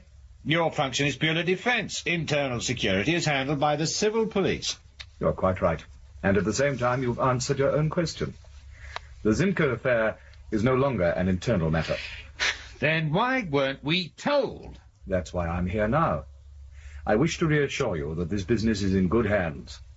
Zimker was murdered, wasn't he? Yes. By Rikers. We believe he was involved. Do you know who ordered Zimker killed? I can't tell you that, Inspector. But you do know. You're not in the interrogation room now, Meyer. Sorry, sir. I understand how you feel, Inspector. It's very frustrating to be taken off a case just as you've begun to make progress. Yes, it is. But I'm afraid it's necessary. All I can say is that Zimker is not all that he seems. His desire to re-Germanize Germany was not entirely what you might expect from a man of his political persuasion. Are you saying he was a double agent? I leave you to draw your own conclusions on that score. But what I am saying to you is that you are not to proceed any further with this case. It is now completely out of your hands. You understand? Yes, sir. That's it, Schmidt. We're redundant. What? We're off the case. The Secret Service is involved. What about Rikers? They've got him. Ah. At least that explains why Records wouldn't let me have his file. Did the Chief give any reasons? No. I doubt whether he knows. But the guy with him did, one Herr Baumann. He knew all right. What did he say? That Zimker wasn't what he appeared to be, and that his desire to re-Germanize Germany would not be what you would expect from a man of his apparent political persuasion. So, instead of National Socialism, we get, what? Could be anything. Including communism? Why not? Why not? Well, the irony would be a bit strong, wouldn't it? Communism from the policy director of the Federation Party. Until we know the reason why Zimker was murdered, we can't afford to dismiss anything from our consideration. We're continuing with the case? Well, there's nothing to stop us from theorising. Not that we have much to theorise on. Wait a minute, God, man, I must be losing my wits. What's the matter? After we searched Zimker's flat, I left a couple of men on surveillance. I wanted to see who would turn up. So? No one has. Not one single soul. Still don't understand. If your policy director suddenly died, wouldn't you send somebody along to his home just to make sure he hadn't left any embarrassing documents lying around? Well, probably, but, well, perhaps Zimker's party doesn't allow controversial stuff outside of party HQ. But could you afford not to check, just in case? Well, I suppose not. Yeah, so, if nobody came, doesn't that suggest anything to you? They knew the flat was clean. Right. And if they knew that, somebody from Zimker's party had already made sure of the fact, which suggests they knew he was going to die. They may have got there before us. But how? The traffic police withheld the news of Zimker's death for the very reason we could give his flat the once-over first. It's credible, I suppose, but why should his own party want to kill him? Because he was a spy. A communist agent. Or equally likely he was an embezzler, or Jewish, or simply because they found out he was a homosexual. The Secret Service wouldn't have been called out for a simple case of murder. Hey, look, I think we should kick this around a bit more. Oh, if you like. How about coming for a drink? Why not? Marlin? He's just left, sir. Oh, well, it doesn't matter. It'll keep. Have the experts come up with anything on the manuscript we brought in? You must be joking. Those idiots work even slower than you do. What's this lot? Oh, just refreshing myself on the Britain Forward for Freedom Party. Rather you than me. Yeah, the propaganda's a bit boring. Every other phrase is either moral decline or the country's been betrayed by the left. Yeah, just like prayers. Repeat them often enough and you start to believe them. Anyway, why are you still here? Oh, I'm waiting for my girlfriend to pick me up, sir. I thought you were a married lad. I am, sir. But at the moment, we're what you might call a bit estranged. I moved out a couple of months ago. Well, nobody tells me anything around here. Good night, Sutton. Good night, sir.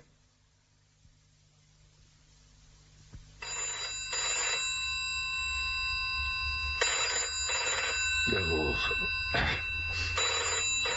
don't believe it. Can't be morning already. Oh. Yeah. John!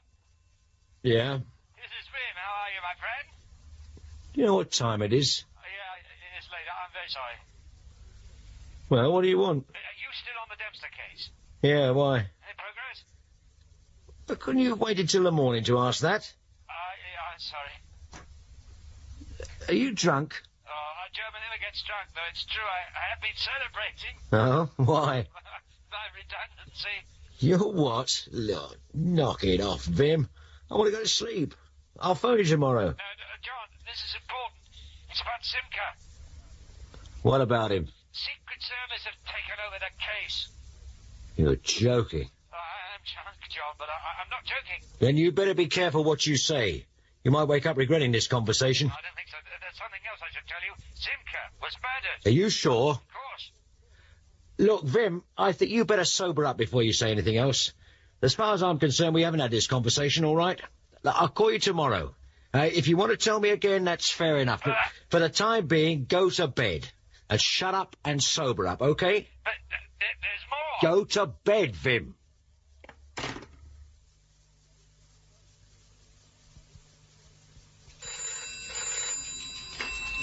Sergeant Sutton. No, sir, he isn't here at the moment. Oh, what, sir?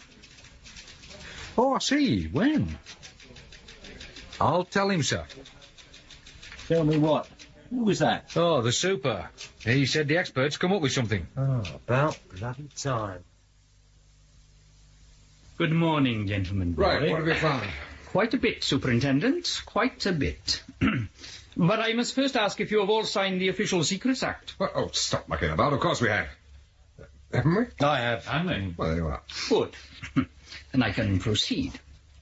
When Inspector Marlin brought the second manuscript in, the one from Mr. Moore, we decided to run a straight word-for-word comparison with the one found at Dempster's flat.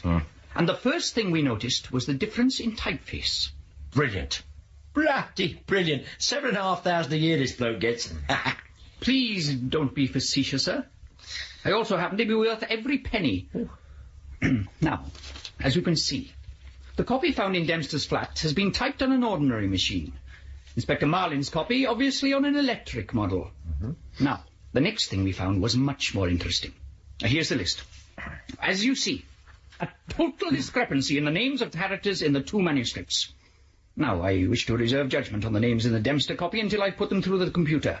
But I tell you this, one or two of them are very well-known real people in the business world. How long before you can check the names? A few hours, but there's more. Now, look here. This is page 112 from Inspector Marlin's copy, and this is the same page from the Dempster copy. You see? An additional paragraph in the Dempster copy that to the casual reader is part of the story. It's so neat. So simple. Well, what does this extra paragraph tell us? I mean, what does it mean? It means absolute chaos, Superintendent. What's he talking about? In the chapter containing the additional paragraph, the author describes a coding machine. In fact, it is not unlike the Mills coding machine being used by our embassies at the moment. In the additional paragraph, there is a key word mentioned, to all intents and purposes referring to the machine described in the book. And that means chaos? When I discovered the paragraph, I got on to the head of cipher at the Foreign Office to see if he could make anything of it. Yeah? I was still in the middle of reading the keyword when he fainted. It was for real? Precisely. It is our current keyword. Anyone who has access to a Mills coding machine would be able to decode any information being passed between London and any one of our embassies. As easily as that? Indeed. How many people know the keyword? In this country? Yeah. Head of cipher, of course. A few civil servants. Probably the Foreign and Commonwealth Secretary, if he was interested. Same with the PM. What would be the chance of guessing it? A 12-symbol conglomerate of letters and numbers. I should think 1,000,000 to 1 chance. Does Commander Armstrong know what you found? Of course. Did he say anything? Only that he wanted to interview Richard Moore himself immediately.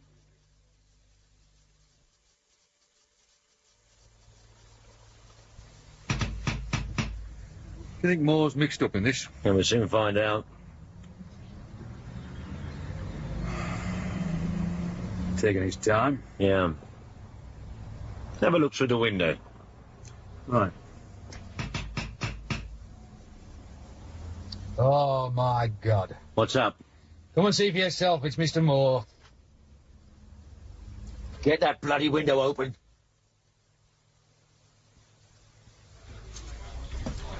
There you are. The pathologist's report on Richard Basil Moore. Sleeping pills washed down with brandy. But why did he kill himself? It was that, or go inside for the rest of his natural. Ah, but why didn't he run? I would have. Yeah, he's a sick man. Where could he run to? Gin factory. He handed over the manuscript knowing he'd have to kill himself. I wouldn't let it worry you, Sunshine. Start thinking about the new angle his death brings to the case. What's that? Why was Richard Moore, a communist, tied in with Simca and Dempster? A couple of factors. Yeah. Yeah, he's here. It's for you, sir. Hunter. Yeah? What? Is it important? I'll be straight up. They've completed the check on the names in the manuscript. They reckon they've got something.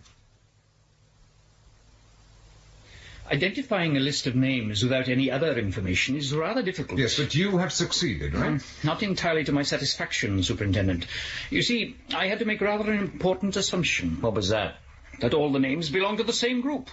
That is, that they were all successful businessmen. Anyway, this is what we came up with. Oh, pages of it. Do these names have anything in common? Nothing really conclusive.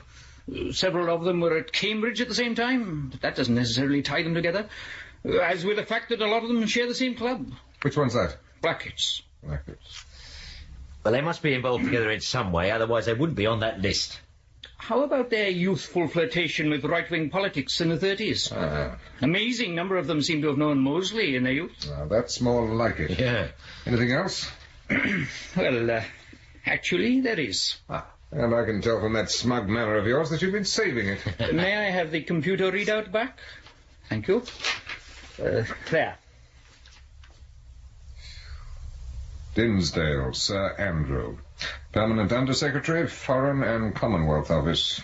Need I tell you that he has access to the cipher machine keyword? No, I don't think you do. Does Commander Armstrong know? I believe he's already with the Home Secretary. Good. Because if this Sir Andrew Thingy character did drop the cipher keywords, it won't be long before we know to whom. Where do we go from here? Well, we start with a check on Blackett's club. What exactly are we supposed to be looking for? The missing link. Evolutionists have been looking for that for 150 years. Why are we suddenly supposed to start looking? Well, because our link's easier to find, Sunshine. We want to know what connects Dempster, Richard Moore, the gentleman listed in the Dempster manuscript, and Blackett's club. No. Well, if you can tie in Simca as well, I'll personally recommend that you're immediately promoted to Inspector. That's very nice of you. Not at all. Mind you, at the moment I'd settle for an explanation as to why that list was ever compiled. I mean, if the experts are right, it's dropped Sir Andrew What's-It right in it. Yeah, when we find the link, we'll know why it was made. Inspector Marlin. Well, now, sir? Right. Well, the super wants yet another word. I think he must get lonely in that office all by himself. You carry on, I'll be back in a minute. Right. We are out, Marlin. Out, sir? The FO have slammed the door on us. We're to discontinue the investigation into the Dempster case. Why? Because of the keyword cipher business. They say it's no longer an internal problem, but a matter of national security. The Secret Service boys are to take over. Well, where does that leave us? Out in the bloody cold. Where else? Well, what about Sir Andrew Dinsdale? They won't let us near him. Security boys get him. As soon as one of the FO boys get into trouble, they clamp down. They hate the civil police poking about in their business. But do we, comply with the order? Close the case down? No. What then? We continue. Keeping, as they say, a low profile. I want this department to find out what Dempster was doing with that manuscript, and what that list of names is all about. Yeah, you're the boss. Look, I've got a mate on a special branch in Bonn. Here's my opposite number, actually. Well, I could give him a ring, couldn't I? I mean, sort of suss out what's happening over there. See what they found out about Simca. I don't know. Well, you wouldn't have to know anything about it. I'm prepared to make the phone call unofficially. If he doesn't know anything, well, fair enough. It's risky. But, what you do in your spare time is more or less your business. But I don't want to know anything about it. If your friend's got anything interesting to say, I don't want to see it in any report that the source of your information was the German police. Right? Right, sir. And don't make the phone call on the premises either. Hiya. John Marlin. Oh, hello, John. Hello. Are you alone? Yes. What about this line? Is it safe? Probably. Oh, good. Do you remember the conversation we had earlier this morning? I think so. Look, Vim, we've just been closed down as well. My national security. Yeah. And that worries me. How far did you get? Well, that's what I wanted to talk about. Because in the middle of all this right-wing stuff, some shagged-out old communist seems to have got himself involved. Really? Now, that doesn't surprise me at all. Now, listen.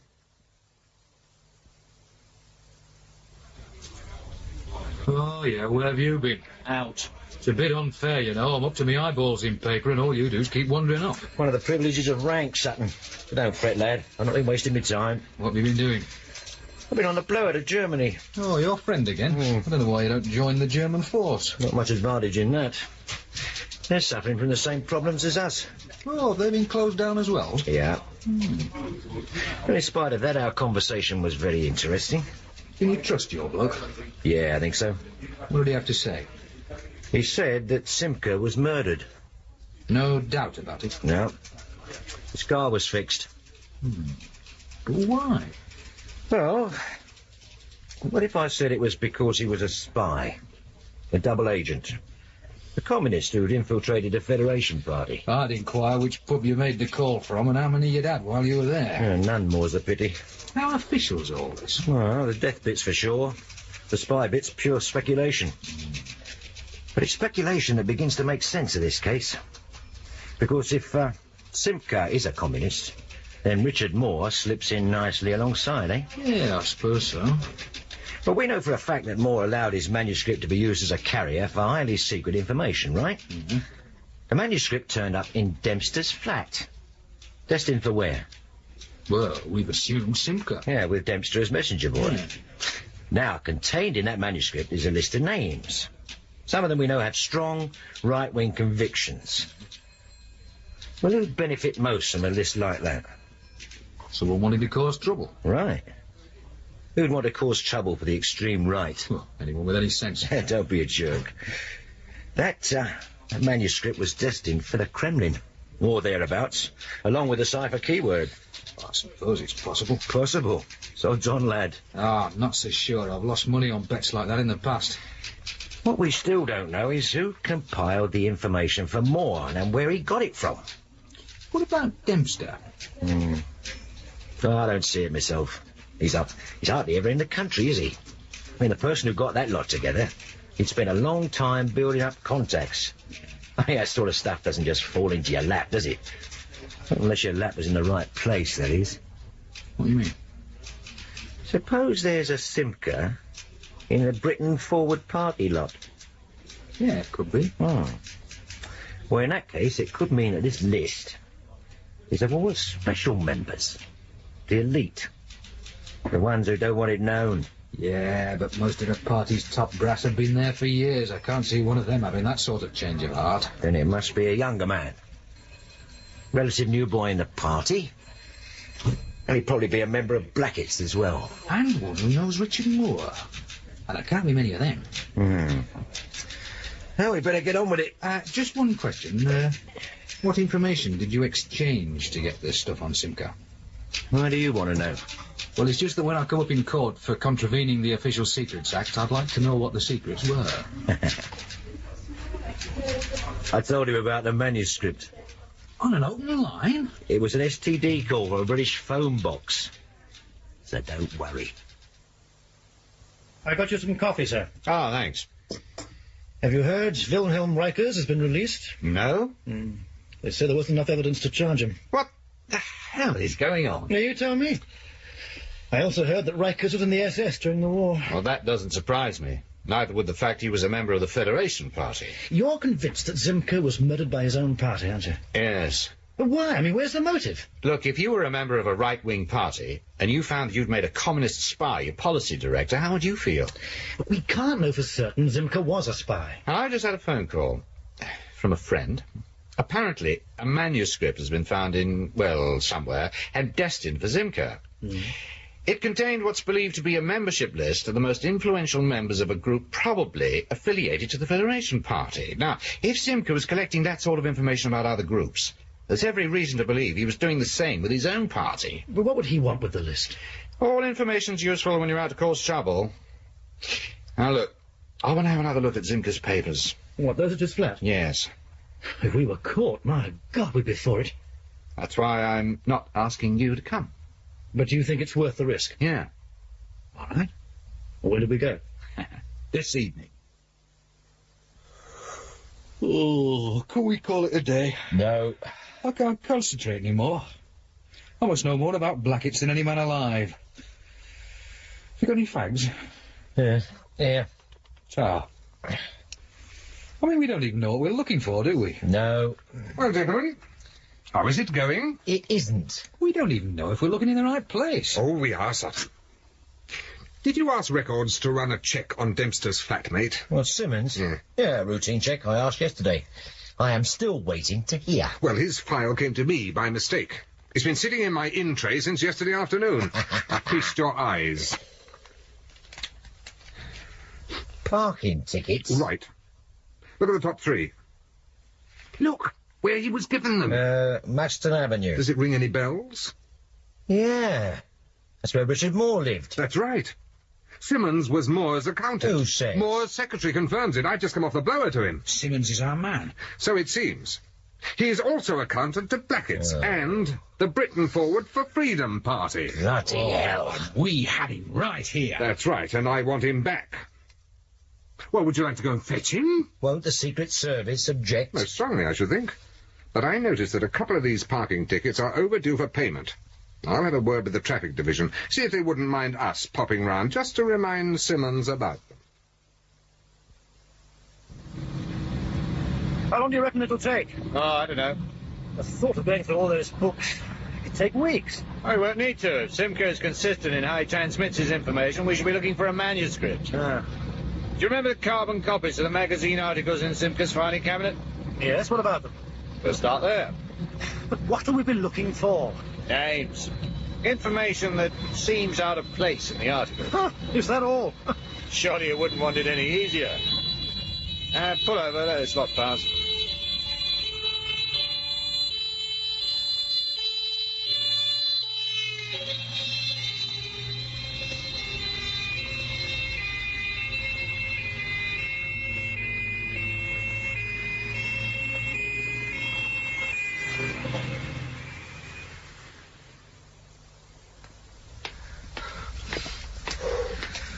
Oh, I hope after all this Simmons is in. You're a physical wreck, Sutton. Oh, it's just stairs that knocked me out. Don't know why. Well, whenever there's a tall block of flats, the person we want to see is always on the top floor. Yeah. With the lift out of order. Every time. I'm cursed, you know. I believe you. Can't help it. Are you all right now? I'll do. You realise Simmons may not want to answer our questions. He may want to fight instead. I'll be ready. I won't let you down. Good. Because I'm depending on you. At least someone's in. Yes. Good evening, sir. We're looking for Raymond Arthur Simmons. I believe he's staying here. Yes, well, he was. That is, he moved some of his stuff in here yesterday. Where is he now, sir? Oh, he's gone away for a few days on business, I believe. Where to? Well, I don't know. Who are you, anyway? Police, sir. Ah, yes, he had some trouble, didn't he? Is something wrong, sir? What? No, why? You seem rather nervous. Oh, well, Are you alone, sir? Alone? Oh, yes, I am. Really? Step into the hall. Come on, move. What's all this about? Why the guns? Special branch over by the wall hands last night. Frisk him, Sutton. Look, I haven't done anything wrong. He's clean. Handcuff him. Now, sir, Who's in the flat? Look, it's no one. It's just a few friends. Why did you lie? I don't know. I'm sorry. Is Simmons in there? Well, no, that's the truth. Right, lie down. Come on, hurry. Go of me. Now lie very still and shut up. Call the heavy brigade, sir. No, we'll risk it. I'll go in. You cover me from the door, right? Right. Ready when you are. Okay. Now! Hold it! Oh, my God.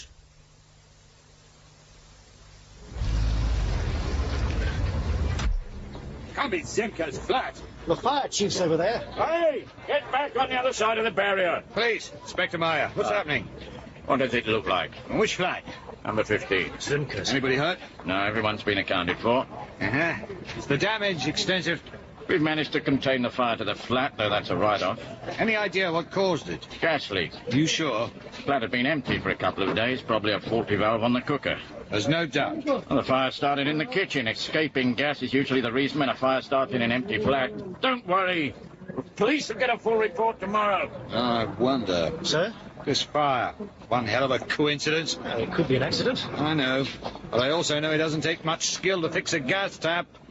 There's the man who might have done it. Bowman! Who's he?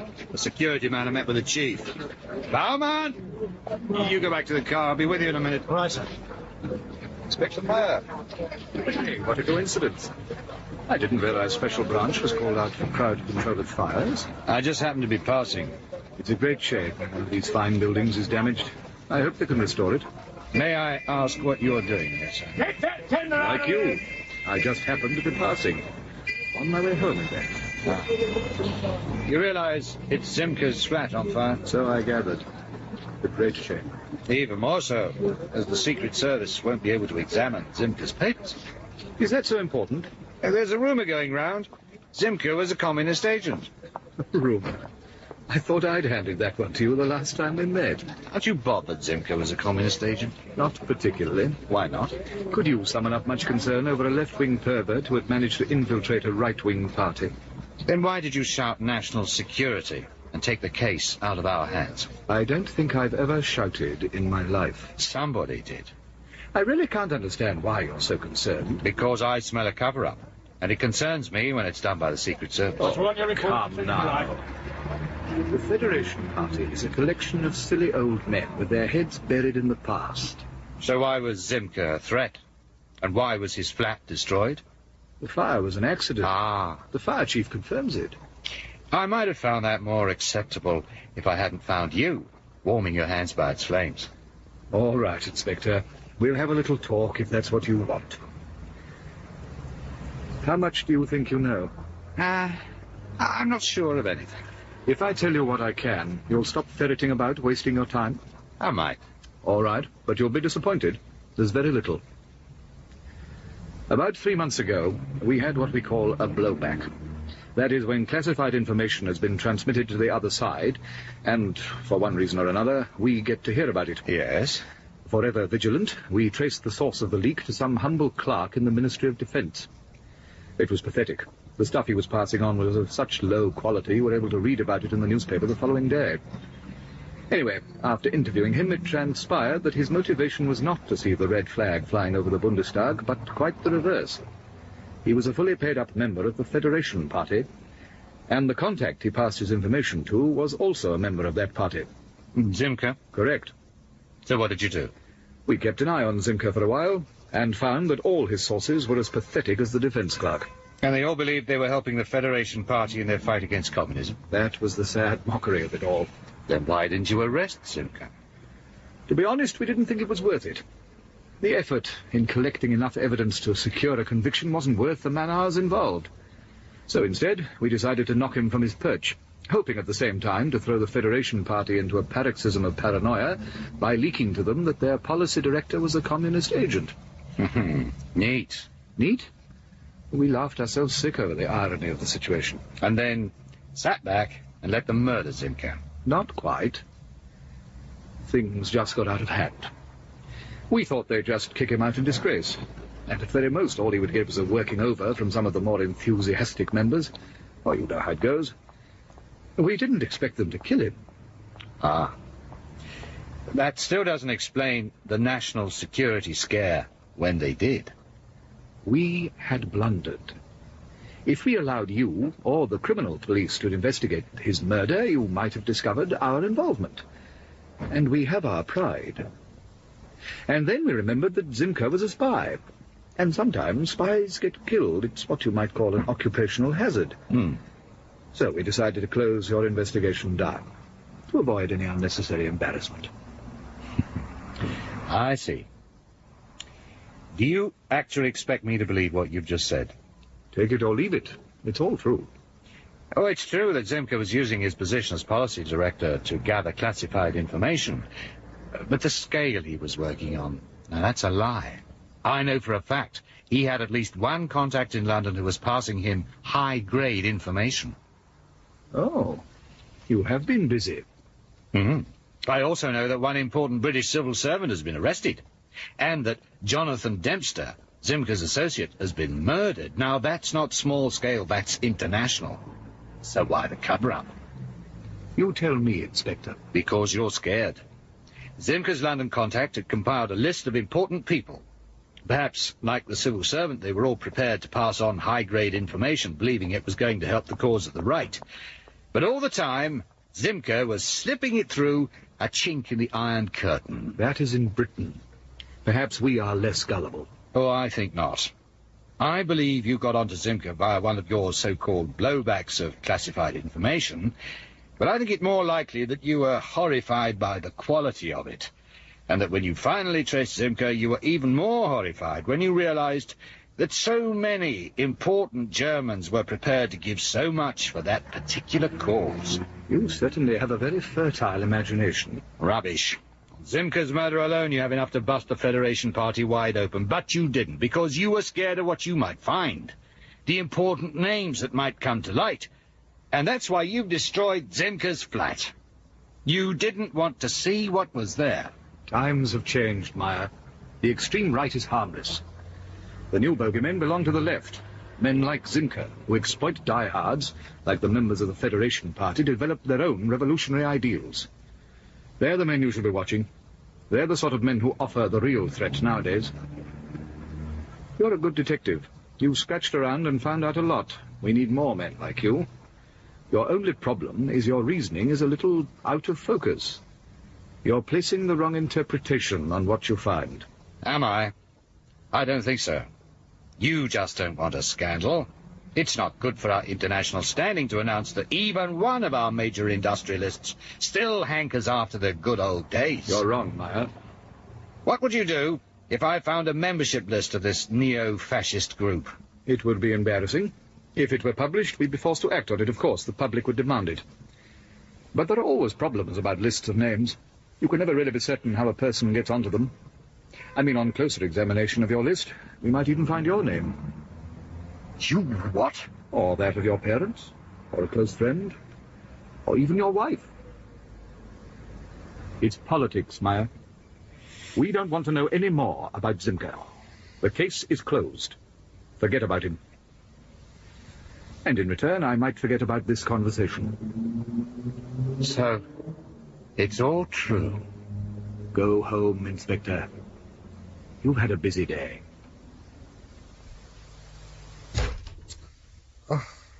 I can see from the way you've just splintered my door, you didn't get Simmons. No, I didn't. I charge into this flat, waving my gun like John Wayne, and what do I find? 3 poxy transvestites sitting around drinking coffee. I am sick to death. We don't meet normal villains nowadays.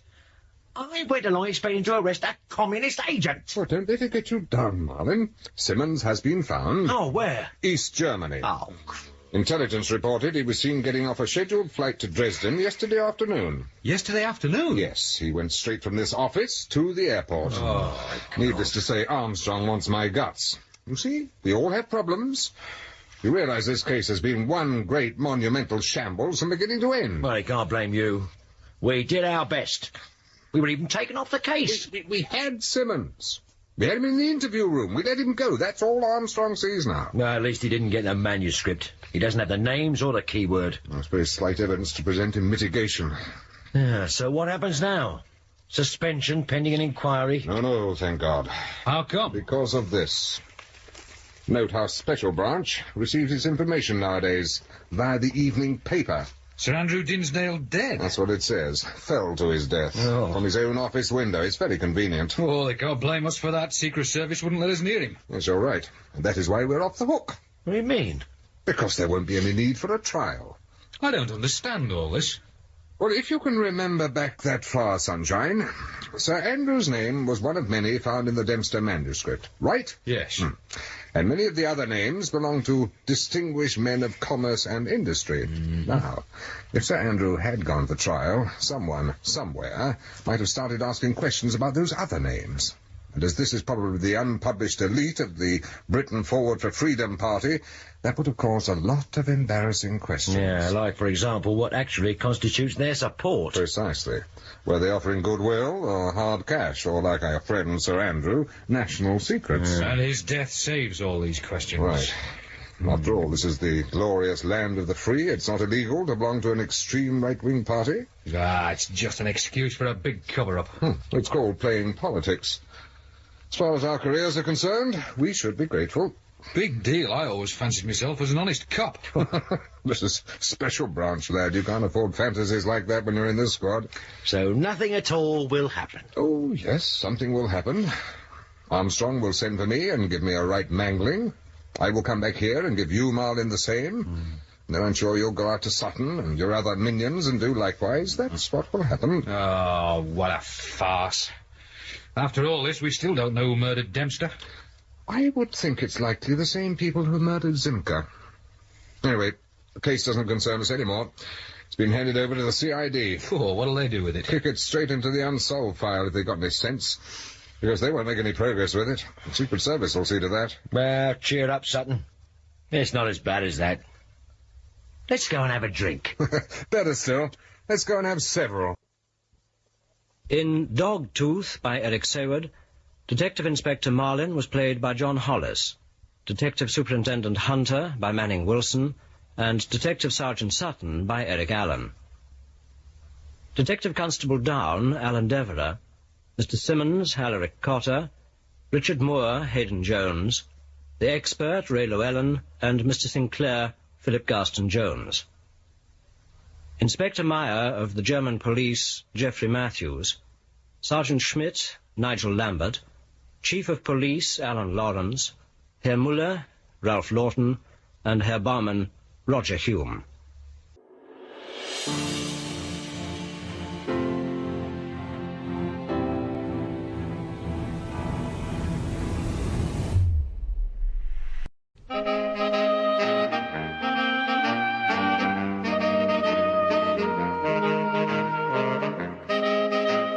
Rumpole and the Vanishing Juror by John Mortimer.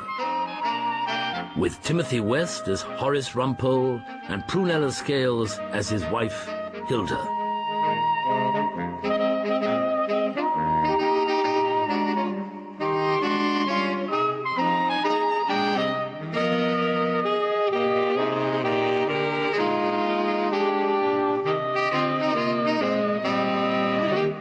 The proudest of our national treasures to rank with Wordsworth, the plays of Shakespeare, and the Great British Breakfast. That is to say, the jury is not, of course, a single 12-headed monster swinging from one side to the other until it arrives with ponderous deliberation at its single-minded decision. It is a random collection of disparate individuals. Ernest John Hooper. I swear by Almighty God, I will faithfully try the several issues between our Sovereign Lady the Queen and the prisoner at the bar, and give a true verdict according to the evidence. The jury may include telegraph-reading accountants, well-meaning teachers of sociology who have started the day with organic muesli and The Guardian, a jobbing builder who would like to see the black cap put on at the end of all murder trials, a Sikh minicab driver, a trouser-suited businesswoman with the Financial Times, and a hairstylist from a unisex salon whose jeans seem in constant danger of sliding off her narrow hips. Often these apparently predictable types can spring surprising verdicts.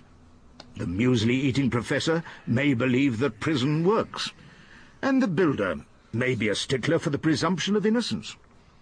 Joshua McIntyre.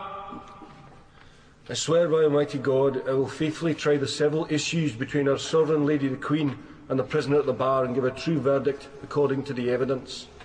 The barrister's most difficult decision is always whether to encourage your potential friends on a jury, to favour them with the first triumphant look when you score a palpable hit in cross-examination, and so strengthen their sinews and summon up their blood for a fearless acquittal, or should you devote all your energies to converting your enemies? Marcia Brewster.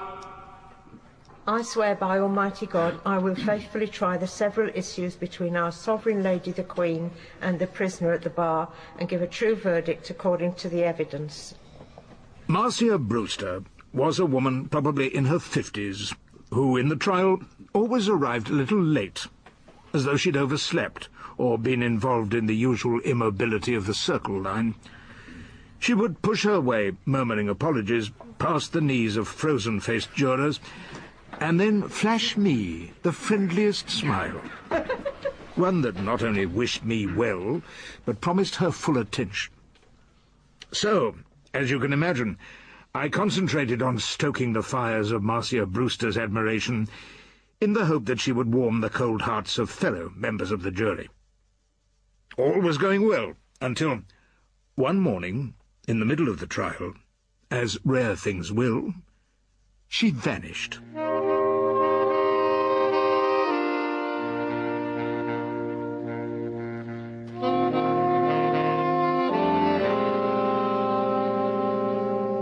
But I'd better go back to the beginning. The events that led us to that trial in No. 1 Court of the Old Bailey. The day my solicitor, Bonnie Bernard, and I were crossing the yard at Brixton Prison to visit a client accused of murder. It was two men jogging across Hampstead Heath, you say? Yes, and their terrier dog, who was rooting about in the undergrowth. They found the dead body of a girl, Pamela MacDonald, born in Kilburn, of Jamaican parents. Found to have died as a result of manual strangulation.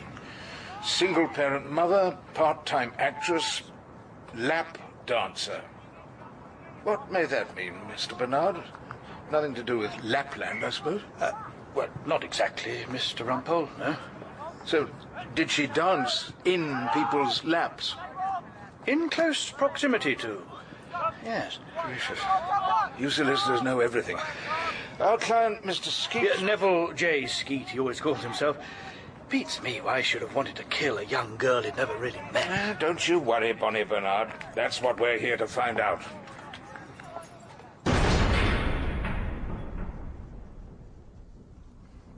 Mr. Skeet, you work as a clerk in the Public Record Office. I'm not proud of that, Mr. Rumpole. My pride, my joy, lies in the fact that I am president and founder member of the League of Ninth-Day Elamites. Bit of a strange name, though. The people of Elam, led by their king, put the foul people of Sodom and Gomorrah to the sword and burned their cities to the ground. You will remember that, Mr. Rumpole. A little before my time, I'm afraid. Anyway, what do you Elamites find to do now that Sodom and Gomorrah have been destroyed? They are not destroyed, Mr. Rumpole. That's where you've made your big mistake. They have risen from their horrible ashes and been built again. Really? Where exactly? In central London, Mr. Rumpole. Right here. And in some of the godless suburbs. I wonder which. The evidence suggests that you shouted abuse and threats outside various gay bars, strip shows, massage parlours and... what do they call the activity again, Mr. Bernard? Lap dancing. That's right, lap dancing restaurants. Well, usually called clubs, actually, Mr. Rumpole. Sinks of iniquity, I call them. I visit various sinks of iniquity. I warn them that the Lord will strike them with the sword of justice. And your visits included the crazy crocodile behind Leicester Square, the place where Pamela MacDonald danced around laps. I gave a warning to that sewer, that temple of sin, that tabernacle of serpents. I'm sure they'd be flattered to be called that at the crazy crocodile. Miss MacDonald worked there regularly. The statement of the club's bouncer suggests that you always waited for her in particular to come out. I waited to warn her. Did that warning also entail calling her the whore of Babylon? I called her that on many occasions, when I was outside that slime pit. You promised her an early death? I did. And my promise was fulfilled. Because you killed her? No, Mr. Rumpole. I never killed her. Would you be prepared to say that you greatly regret her death? No. I don't regret her death, Mr. Rumpole. In fact, I rejoice in it. You think she deserved to die because she went lap dancing? She behaved as I named her, the whore of Babylon. How do you know? I've never seen anyone lap dancing. Have you, Mr. Skeet? Of course I haven't. So you would have condemned her to death for something you know absolutely nothing about. Is that what you're really saying? I know very well what she did. She revelled in it. That's what I know as the truth. She revelled in the sins of the city. So she had to die? Not my decision, Mr. Rumpole. The decision of one greater than I. What the prosecution are saying is that you might have taken her life into your hands and strangled Pamela MacDonald. I might have, Mr. Rumpole. I might have done anything. But those above me had other plans for her. That is all I have to say. I looked at my client. What on earth was I to do about him? I had never, in all the long years I had spent round the criminal courts, come across a customer for whom I felt more good, old-fashioned, honest loathing. So the answer to my question was, of course, that I must defend him to the very best of my ability.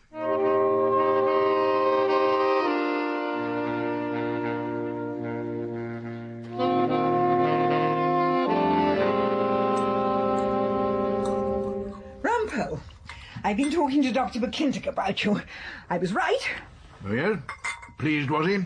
That I'm back again in full working order? I'm not sure you are in full working order, Rumpole. Not sure at all. That's why I had a word with Dr. McClintock. He said he hadn't seen you for some time. Not this year, he said. Can that be true? Possibly. At my age, you steer clear of the quack, in case he tells you you've got something you didn't want to know about. Dr. McClintock asked me if you seemed to be short of breath after taking exercise. Well, you know the answer to that. I never take exercise. Yes, Dr. McClintock was deeply shocked when I told him that. He insists you must exercise. Quite right. I remember that. I do take a brisk stroll round to the tobacconist in Fleet Street to buy my small cigars. Don't talk rubbish, Rumpole. What the doctor recommends in your case is some light bicycling. Oh, I'm afraid that's impossible. To go bicycling nowadays, you have to wear a hat shaped like a Brazil nut and rubber shorts, black with a sort of white line down them. I couldn't possibly turn up in chambers dressed like that. Don't talk rubbish, Rumpole. Besides which, I might be run into by a bus or asphyxiated by petrol fumes. I gave up bicycling long ago, even before I did the Penge bungalow murders. You're not going to bicycle out on the street, Rumpole. You will be on a stationary bicycle. It won't be going anywhere. What on earth's the point of that, then? Has his anxiety about my health caused the good Dr. McClintock to lose his marbles? The point of it, Rumpole, is to help you to train yourself up, to lose some of that unnecessary weight, to open up your tubes and help your breathing, to make you sweat a little and get to know your own body. I've taken up joint membership at the Lysander Health Club in Iverna Gardens. They do special terms for married couples, 2 for the price of 1. They've got exercise bikes, of course, as well as all the other equipment. I'm afraid I've got to go, Hilda. I've got a case starting down the Old Bailey. At that moment, murder seemed a far more attractive proposition than the Lysander Health Club.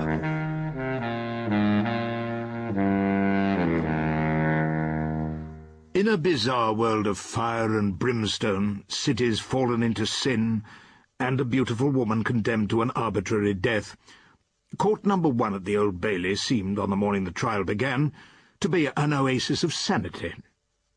It was presided over by Mr. Justice Sloper, known as Beetle, because of the strong lenses which gave his eyes a bulging and insect-like appearance.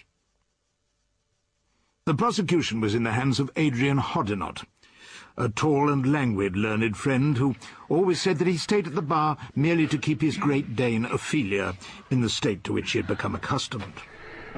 The defendant Skeet, members of the jury, adopted the practice of shouting abuse at such places as gay bars and massage parlours. My lord, I submit that this case has nothing whatever to do with gay bars and massage parlours. A person may object to many institutions. In my case, it might be banks, fast food outlets, and piped music in lifts. But such strong feelings might well fall far short of the tendency to murder. I saw Marcia Brewster stifle a giggle with the back of her hand. Beetle Sloper glanced at her from the bench and seemed impressed with the success of my objection with a front-row juror. Yes, Mr. Hoddinott. I think Mr. Rumpole has a point there. Perhaps you should confine your evidence to the place of entertainment, where it is suggested that death threats were uttered against Pamela MacDonald, the crazy caterpillar. Crocodile, Malone. What did you say? It's called the crazy crocodile. Yes, of course it is. The beetle seemed only mildly irritated. It was an exchange typical of the vague misunderstandings which haunt all criminal trials. What was more unusual was what I noticed in other parts of the court. Recovered from her giggle, Marcia was looking up at the public gallery. The character who seemed to have attracted her attention was a fair-haired man, perhaps in his 30s, wearing a dark suit and with a tan which looked as though he might have lived in a climate sunnier than that of London, the city of sin. He was listening carefully, taking notes, and seemed to have some deep interest in the trial. Mr. Parkin, during your duty as doorman and bouncer of the Crazy Crocodile, did you hear my client call Pamela MacDonald the whore of Babylon? I believe Babylon did come into it, yeah. Was there a good deal about smiting the cities of sin? He was threatening her. There were a lot of words. I didn't pay all that attention to him. My favourite juror, Marcia Brewster, was watching my performance with approval. Perhaps you could help us about this. Wasn't a great deal of what he was saying quoted from the Old Testament of the Bible? I wouldn't know about that. It sounded like threats to me. A great deal of the Old Testament does consist of threats, does it not, Mr. Rumpole? Exactly, my lord. There's a great deal about smiting and destroying with fire and brimstone, but I don't believe anyone feels threatened when they hear it read out in church on Sundays. My fan in the jury box gave me a small chuckle. What I'm suggesting is that Neville Skeet was denouncing London as a wicked city in a general sort of way. He has told us that he heard your client threatening to kill Pamela MacDonald. Mr. Parkin, haven't you ever heard these words, "I'll kill you," used by many people when they mean nothing of the sort? What are you on about, exactly? A mother angry with her child. "I'll kill you if you don't sit still on the bus." Or someone at work. "I'll kill that plumber if he doesn't turn up this afternoon." I suppose I've heard something like that at times. Yeah. And let's be quite clear about this. You never saw him attack her or even touch her in any way. He never touched her so far as I could see, no. Thank you, Mr. Parkin. I sat down. What more could I do? Through all this evidence, Neville J. Skeet sat in the dock, motionless, his great, crude hands folded in his lap, his face only betraying the satisfied smile of those who feel sure they have God on their side. You did all right with that witness, Mr. Rumpole. Bricks without straw, I'm afraid. Or perhaps, but you do make 'em well. We were trying to console ourselves with slices of cold pie and pints of Guinness in the pub opposite the Old Bailey, when I heard a voice behind me. It's an education to watch you in action, Mr. Rumpole. What? I turned to see a sun-tanned face, a helmet of fairish hair, and to meet the white-toothed smile of a boyish man in a dark, fashionably tailored suit. As a very junior member of the legal profession, it would be an honour to buy you two hard-working gentlemen your lunch. Oh, no, really. No, I insist. Oh, very well, then. Thank you. Yeah. So, then, where do you carry on your practice? Abroad, mainly. Middle East. Arab Emirates. Oh. All commercial work. I'm afraid you'd find it very dull. I just happened to be in England, and I read you were defending a murderer. He's not a murderer yet, not till he's found guilty. Still, it's only a matter of time, isn't it? It was then that I remembered where I'd seen him. Of course, he was the man in the public gallery. The man my favourite juror stared at during the trial. You've been listening to the evidence? Oh, I wouldn't miss a moment. I so admire the way you're making a hopeless case sound as though it actually had a run. I don't think you'll know whether or not there's a run until the jury come back.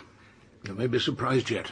But you must know yourself, Mr. Rumpole, with all your great experience of the law, that poor old religious maniac hasn't got a hope in hell. We're not in hell, we're in number 1 court at the Old Bailey, and there's always hope until the jury gives us a verdict. I've been looking at the jury. They can't wait to sink you. I'm not sure you're right. I think I've got at least one friend. Oh, her. She's not going to count for much, is she? What? Look, I've got to dash. I've got some calls to make before 2 o'clock. Oh, well, thanks again. Thank you.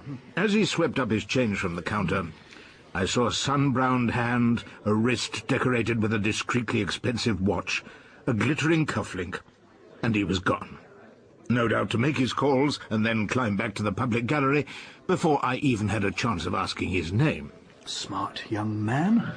He's obviously done all right out of the law. Do you know, I think I should do a bit of research one evening round that crazy crocodile club. This might be an idea. There's something curiously unnerving about this case. I've got a friend in the jury, and now a fan in the public gallery, and she keeps looking at him, but not as though she liked him very much. Apart from that, what are we meant to think? That Neville Skeet waited about on Hampstead Heath in the faint hope that the whore of Babylon would come strolling by so that he could strangle her? Does seem a little unlikely. There's too much we can't explain. I suppose we might learn something in this crazy crocodile club. Yes. We? You don't want to be bothered with a place like that, do you, Mr. Rumpole? I think perhaps I should. The girls who worked with Pamela might know something. Yeah, I should think so. I should think they must know, quite a lot. But we had more immediate problems in court. The evidence of one of my client's companions in Brixton Prison. Mr. Phelps, are you telling this jury that Neville Skeet confessed to murder as you and a number of other prisoners sat around watching television? Well, that's right. It seemed that the sight of a girl in EastEnders reminded him of her. You mean otherwise he might have forgotten? How many other prisoners heard him? I don't think no one heard. He spoke very low, you see. Just to me alone. So we can take it you were the only witness to this conversation? Just me that heard it, yes. You've had a pretty eventful career, haven't you, Mr. Phelps? In and out of prison?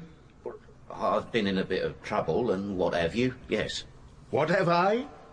What have you, Mr. Phelps? Let's see. 4 sentences for fraud, 4 for obtaining money by false pretences, obtaining a false document with intent to deceive, and now you're in Brixton awaiting trial on a charge of the fraudulent conversion of a vast quantity of frozen food ordered by you on credit for a restaurant that was discovered not to exist. I'm defending that one. I wish you luck.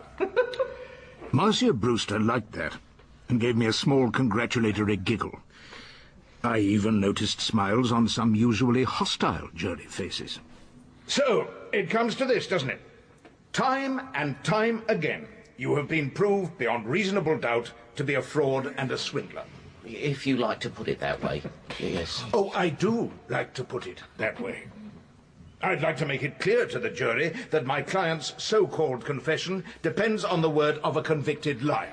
I honestly did hear him say it. Honestly? Have you any idea what that word means? I told you what I heard, and I'm sticking to it. Oh, you've got to stick to it, haven't you? What do you mean? I mean that this is a case where the police are desperate for a conviction. The only trouble is that they haven't got much evidence. Did anyone offer to go easy on your problem with the frozen food if you were kind enough to remember a convenient confession? They did say they wouldn't go so hard on me, yes. Not if I gave evidence. Thank you. His answer had 2 immediate results. The smile on number 3 juror's face broadened considerably, and there was the sound of a disturbance in the public gallery as the sun-tanned, gold-watched, youngish lawyer from the Arab Emirates left in what seemed like a hurry.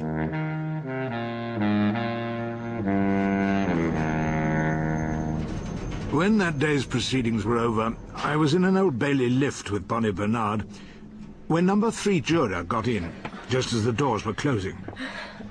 She smiled at me, and I gave her a vague smile back. Then, to my horror, she opened her mouth and spoke. Mr. Rumpole, No, you mustn't. You can't possibly talk to me. I'd have to tell the judge. Yes, madam, please don't. She turned away from me then and said no more. When the lift stopped, we got out and went our separate ways in silence. But if I had listened to what she had no doubt intended to say, it might have saved a good deal of trouble.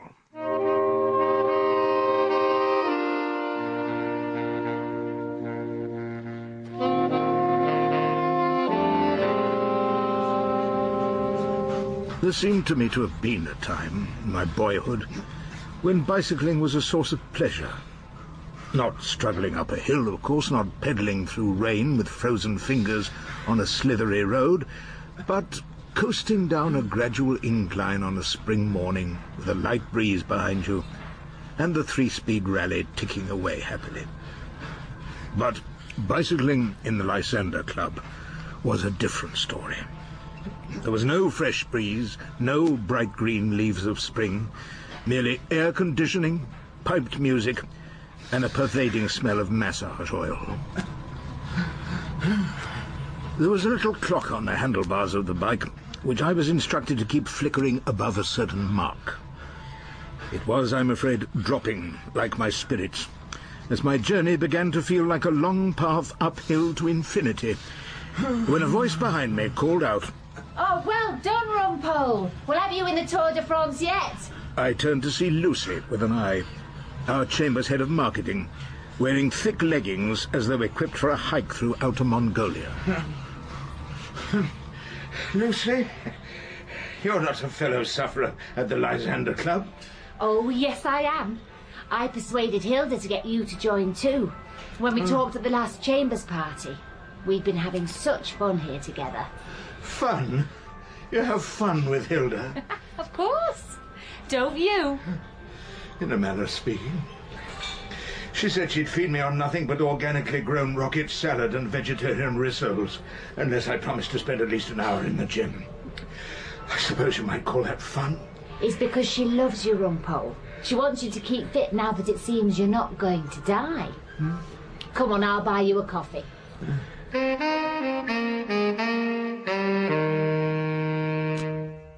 By the way, Hilda, exactly why did you want me to spend my time peddling away uselessly in the Lysander Club? I told you, Rumpole. I'm not sure you did. I want you to lose weight. That, of course. To open your tubes and help your breathing, make you sweat a little. I know that, but didn't you have something else in mind? Some other motive, perhaps? I really don't know what you mean. Lucy thought you might have had some other reason. Lucy doesn't know nearly as much as she thinks she does. You won't mind if I go out this evening? Of course not. You know Lizzie Cardew. I was at school with her. You're at school with so many people, Hilda. I find it hard to keep up. Well, Lizzie's daughter's got this wonderful little boy, Tom. Only 5, and he can stand on his head. The future Prime Minister. And they're all going outside babysitting. You don't mind, do you, Rumpole? No, not at all. I'll be out anyway. Lap dancing. Don't be silly, Rumpole. You know, you're not nearly as funny as you think you are. Darkness, throbbing music, the almost complete absence of conversation. These were the things that greeted us as we sat down to our dinner in the Crazy Crocodile. Then I noticed that Bonnie Bernard was staring at a row of the sort of poles down which firemen slide rapidly when the alarm rings. Scarcely dressed young women were climbing up and down such poles with little gasps of affection. We ordered fish and chips, and my instructing solicitor, who had taken the trouble to check up on the rules of the establishment, outlined the programme ahead. You get one of the girls to come over and dance for you, Rumpole, then you give her £10. What, just for dancing with us? Not with us, Rumpole. She dances by herself. You could watch her, but absolutely no touching allowed. You understand that? Oh, of course. I certainly wouldn't dream of it. It does seem odd, though. Not the sort of rule that existed in Sodom and Gomorrah.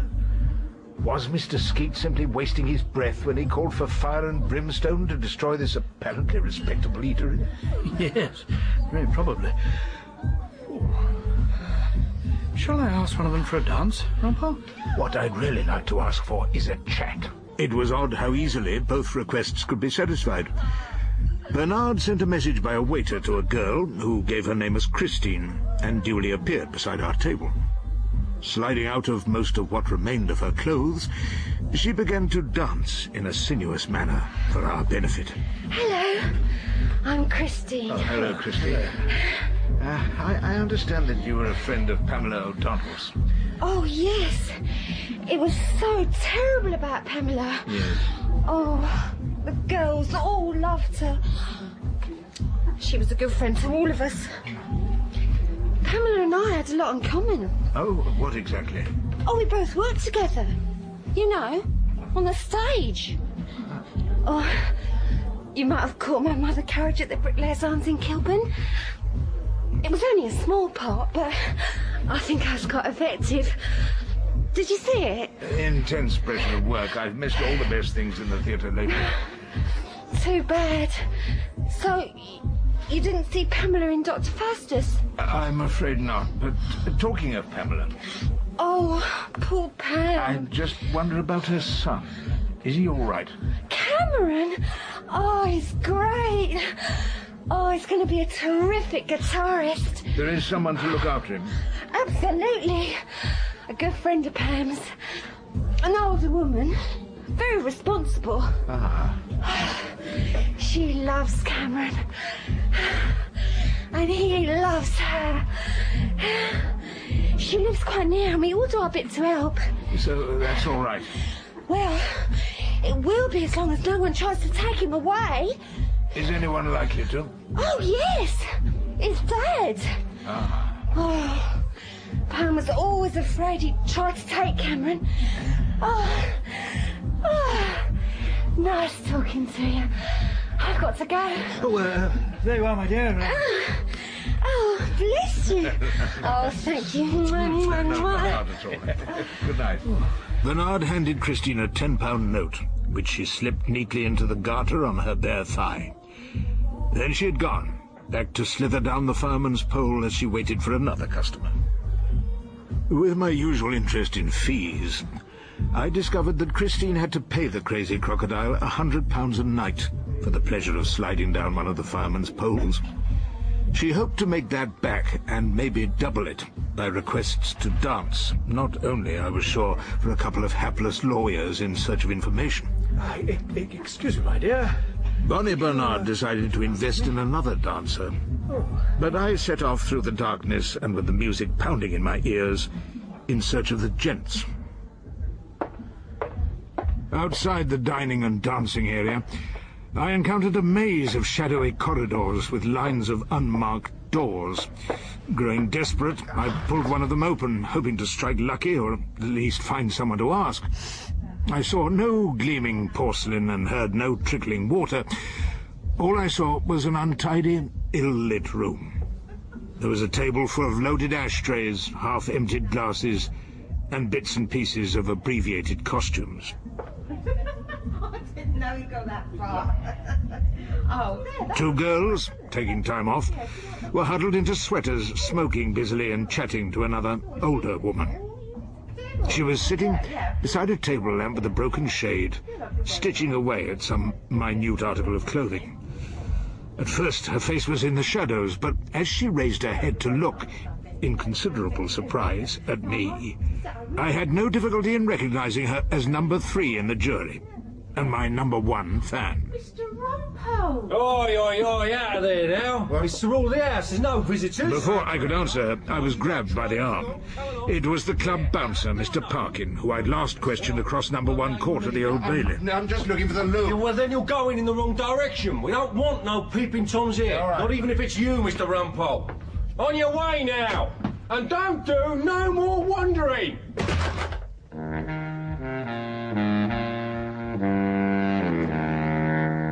Ernest John Hooper. Here. Joshua McIntyre. Here. Marcia Brewster. Marcia Brewster. Answer came there none. I believe there are problems with public transport this morning, my lord. I see. The tube and so on. Yes, I see. Well, how long will the delay be? Anything up to half an hour. Well, very well. I looked up at the public gallery, and as I had somehow suspected, the seat in the front row was empty. The sun-tanned stranger had also vanished. Now, the assiduous Judge Beetle began the process of dealing with the case of a vanished juror. Mr. Hoddinott, Mr. Rumpole, I am reliably informed that there has been some delay on the underground. We shall rise for half an hour. So we were sent off to drink coffee and await events.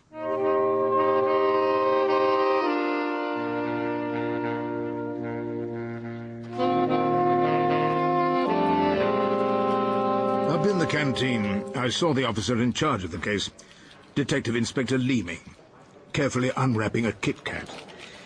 He seemed grateful for my company. Typical, isn't it, Mr. Rumpole? People don't even take jury duty seriously anymore. I'm not sure. Perhaps there are some things in life that are even more important than jury service. What do you mean by that, exactly? Detective Inspector Leeming devoted himself to the unwrapping of his Kit Kat. He was a fairly plump officer with a cheerful expression, even when concerned with the most tragic and horrifying crimes. He liked nothing better than press conferences, where he could appear before the television cameras and hint at sensational knowledge which he wasn't yet at liberty to impart, and extraordinary developments which were also, for the moment, under wraps. I could possibly suggest a lead to the Vanishing Juror. You've said nothing to the press yet. I came to you first, naturally. Very wise, Mr. Rumpole. Very wise of you indeed to cooperate with us. Surprising news, you say? Yes, that might fill tomorrow's headlines.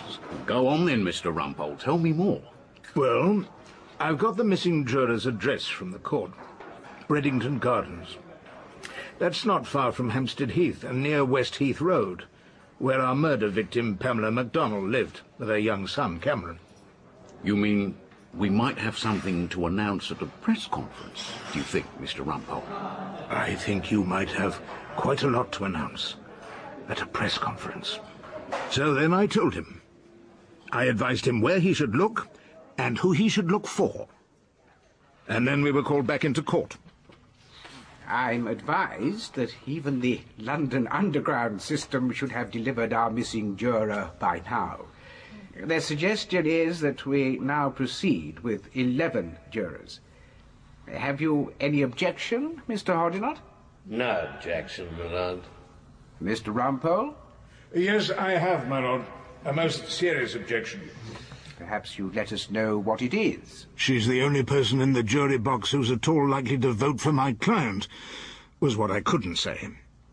Instead, I told the Beetle...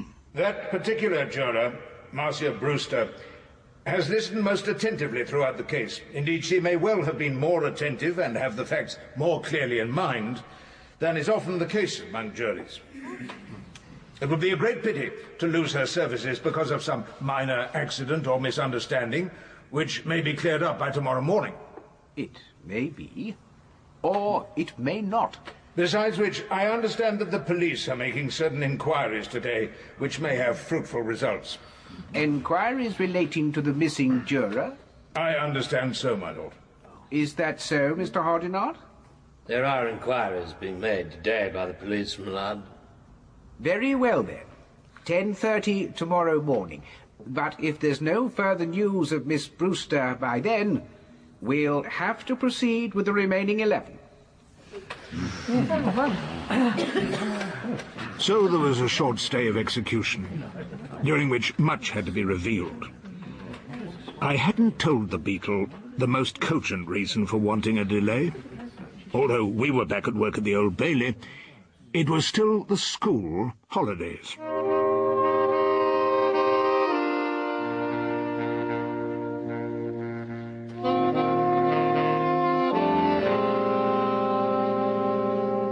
What happened that day to Marcia Brewster, I found out later, when she gave her evidence. I spent the night at West Heath Road, where I put Cameron to bed. In the morning, the phone rang. Hello? I'm Cameron's father. I'll be round to collect my son at 2 o'clock.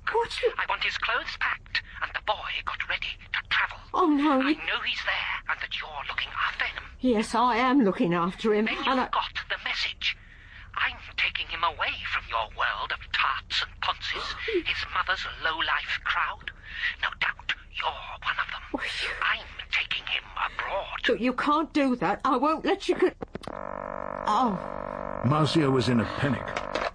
She remembered Pam telling her about Cameron's father, a man with an uncontrollable temper, given to violence, who rarely appeared, but when he did, often threatened to take his son away from Pamela's world of, as he saw it, tarts, ponces, and homosexual actors, to join him abroad, where he would mix with some decent people and could look forward to a proper job with a future in an oil company. So, on that morning, when Cameron was to be taken from her, Marcia Brewster forgot about the trial. Well, what could I do? On that morning when Cameron was to be taken away, I gave up any idea of appearing at the trial. I just had no time to worry about what that would mean. I rang one of the girls from the Crazy Crocodile and got her to come and take Cameron out for the day. I got hold of Bill Catford, who teaches Cameron the guitar, and I asked Christine from the club to come over too and wait with me. I took the phone off the hook, and then we waited in that basement flat. It wasn't till about 2 o'clock that we heard someone on the outside stairs, and the bell rang.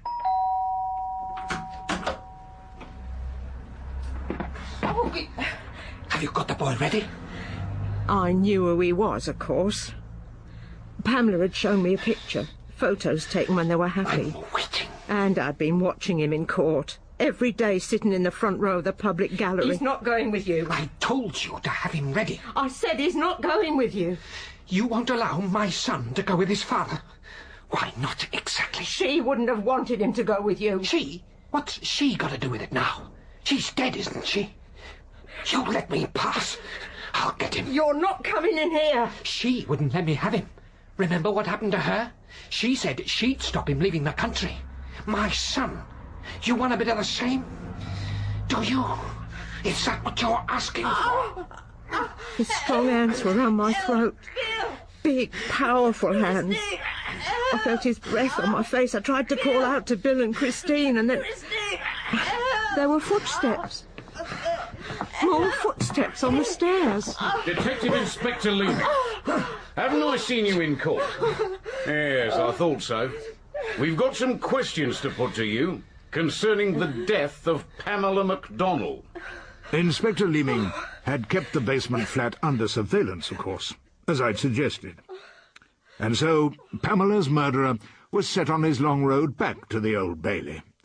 Not to the public gallery this time, but to the dock.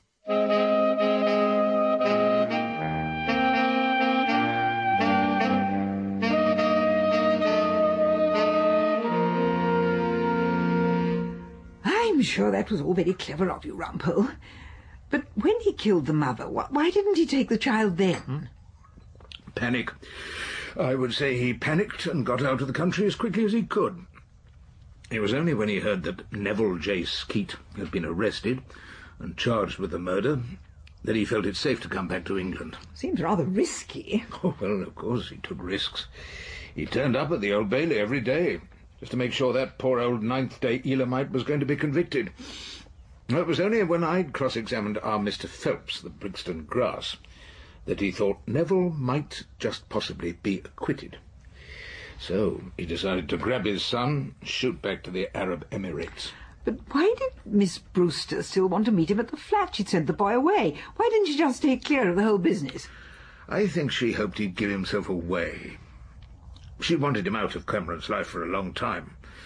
She'd decided to confront him about how Pamela died, and she felt that was more important even than a trial, an appearance in court, and her jury service. That's not your usual view, is it, Rumpole? But there was a child at risk in this case. Yes, there was. A young boy, accomplished on the guitar, whose father had killed his mother. I think Marcia would have done anything for him. Of course, she wanted Neville Skeet to get off during the trial so that the real murderer could be charged. She should have left that to Rumpole. Nonsense. You told me before the trial you thought you were on a loser with Mr. Skeet. Well, that's what Cameron's father hoped. But I was soon able to show him up for what he was. No one should ever underestimate Rumpole. Quite. I'm afraid I'll be out again this evening. Let me guess, young Tom needs a babysitter? He's so clever. He calls me Mrs. Rumpy. Does he? Mrs. Rumpy? Well, I never. I wondered, is that really a sign of high intellectual attainment? But, of course, I didn't say it. Perhaps you might go to the club and put in a spot of cycling. Oh, don't worry, I'll be perfectly all right. I might call Bonnie Bernard and get in a spot of exercise at the Crazy Crocodile. Rumpole, you won't make that joke about lap dancing again, please, will you? No, Hilda, never again. My lap dancing days were clearly now over. and I tried to keep any note of regret from my voice. During the long legal process ahead, Neville Skeet was liberated, but I never heard that he returned to the Crazy Crocodile. I believe his voice was still heard from time to time at various other sinks of iniquity, condemning London to destruction by fire and brimstone. But his voice had become quieter. His fellow Elamites had drifted away, and life in our city of the plain went on, unrepentant.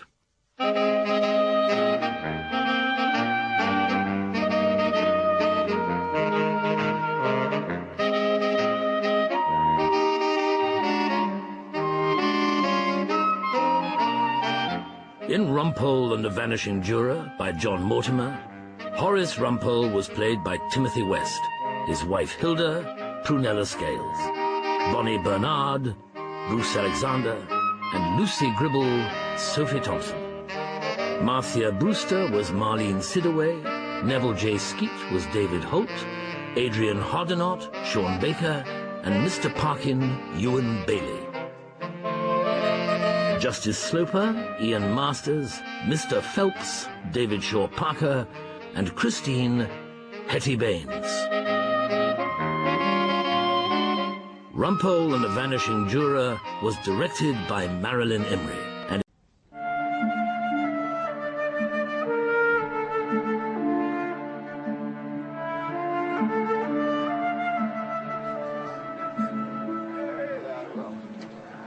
Ladies and gentlemen, we have within our tent sights that will amaze. Such freaks of nature to take the breath away and make you wonder, how can this be?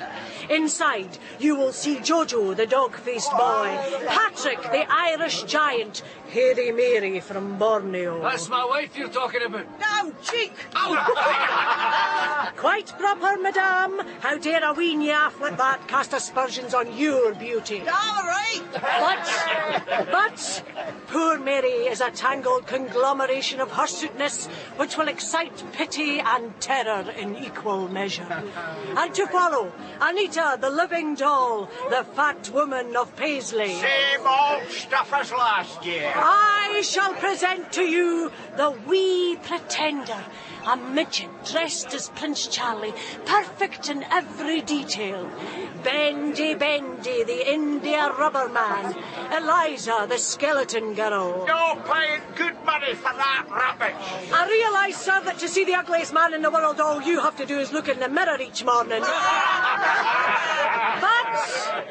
But, if for nothing else, I would ask you to put your hands in your pocket to gain entrance and witness something never seen before.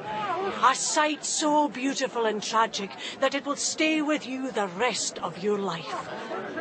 The Little Mermaid. The body of a maiden, the tail of a fish. She combs her long red hair, looks in her mirror, and dreams of the day she will return to the great ocean. In the quietness of her grotto, she waits and dreams. The water trickles down her skin. The rocks tremble beneath her touch. But once the land has claimed you, there is no going back. She drifts like a ghost between worlds. Her face is sad yet full of beauty. The tune she plays is the melody of a lost life. She can never return home. The poor wee lassie. She can never return home.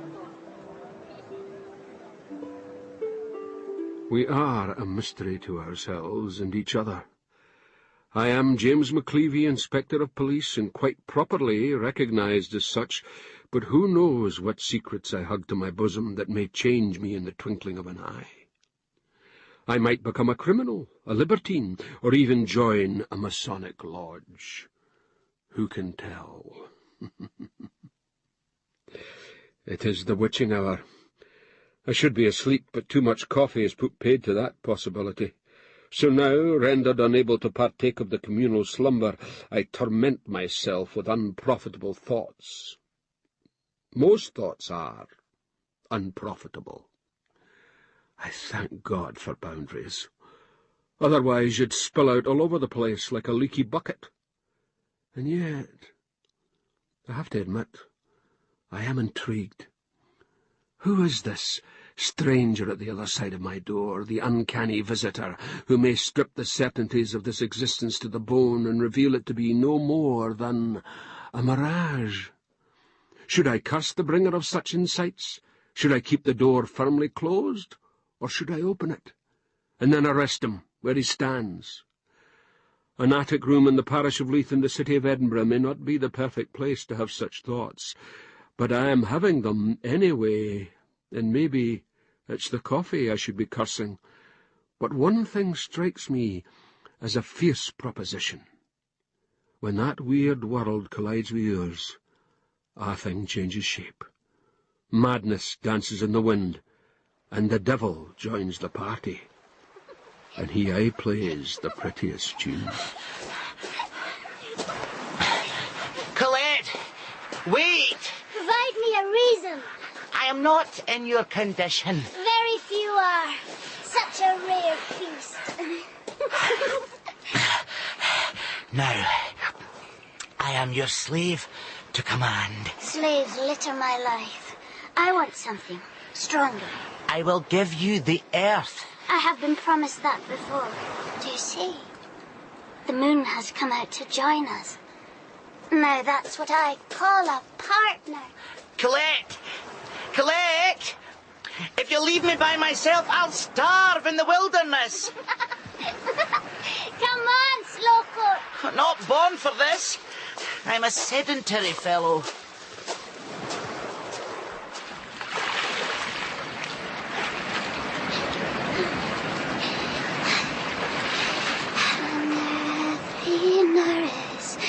Sits and weeps, and she sings. How did you get out there? I swam. Was the water not cold? As the grave. Now what I must do is dress my hair with a golden comb, sing my song, and lure the sailors onto the rocks to be destroyed. Come join me. I cannot swim. How sad. Your clothes will be wet. This is my element. One day, I shall return where I belong. Where would that be? There's the problem. I can help you. Mortal men and their promises. What do you offer? Everything money can buy. How much money? Everything I have. I will die for you. That sounds promising.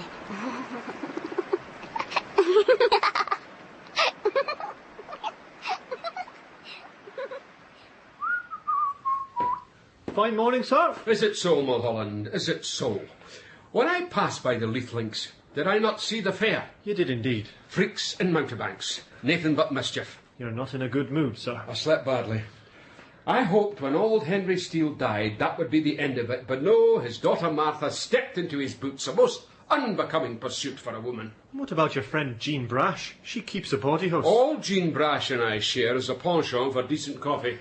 Well, everybody likes a fair. Well, I don't. When I was a wee boy, my Auntie Annie took me to one and I got lost. Ended up in a tent with the exhibits. A man with no arms and legs. The human torso. What did you do? Howled. And what happened to him? I don't know. He was Russian. McCleavy, I want a word. Your servant, I, Lieutenant Roach. The British Linen Bank at the top of Leith Walk, a possible theft. Robbery. The manager will explain. His name is William Telfer, his pew just behind mine in church. You worship together, sir. That's good. Accounts may have been rifled. It strikes at the very heart of things. You seem perturbed, sir. I am indeed, Constable. It's where Mrs. Roach and I keep our savings. I'm sure your fortune is safe. And where is yours? Under the bed. Why am I not surprised? All possible speed, Inspector. Bank accounts are the very bedrock of our society. They must remain quiet and undisturbed, like Sleeping Beauty.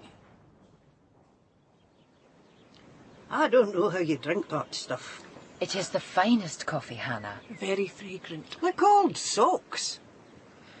Where's shall I put the cake? On the table, equidistant from the two fine ladies. Right enough. There you are. Don't break your teeth on it. Thank you, Hannah. She hasn't altered. Hannah Semple. She keeps the keys, and I would trust her with my life, but she lacks certain social graces. You've come a long way, Jean Brash.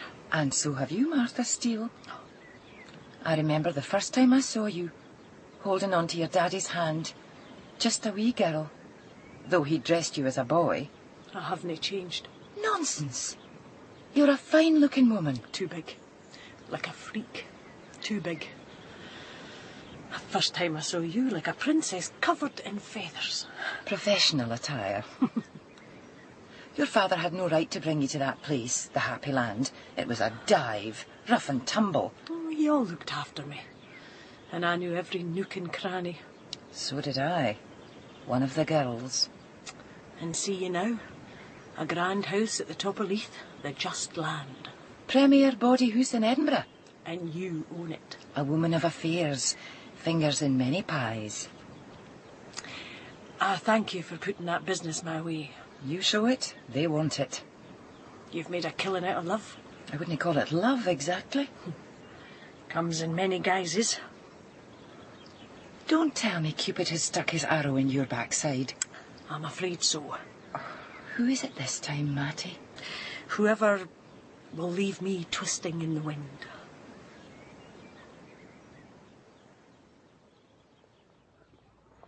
This must be in strictest confidence. Is Lieutenant Roach's fortune safe? Of course it is. That's the main thing. Carry on. A sum of money has been misappropriated from one of our clients' accounts. In cash. Did they not notice? They are solicitors. What kind of sum of money? £2,000. That's no small beer. Do you have a suspect on hand, sir? George Rennie. One of the clerks. He handled the account. Wheel him to us, then. He did not come in for work. We found the discrepancy and sent bank detectives to his lodgings, but he had disappeared. Bank detectives? They couldn't have found the castle in broad daylight. You should have reported this at once. But it was so hard to credit. Rennie is such a stooped sort of creature, the perfect employee. His soul was in the accounts. Perfect, right enough. We'd never have the nerve. Someone has persuaded, or even blackmailed. Has anything happened with the man in the past months might provide a hint, Mr. Telfer? Anything unusual? One thing, but I know it's too stupid. Stupid is fine. One of the big shops nearby, Templeton's, they had a window show to drum up business. From the fair, a mermaid. A what? A mermaid. In a tank, swimming. We couldn't see much. The light was dim, green. Maritime, I suppose. She sat on a rock. But you could swear there was a suggestion of bare flesh near the region of the fish tail. Bare flesh? Under the red hair which tumbled from the shoulders. I never looked that close myself. Who did?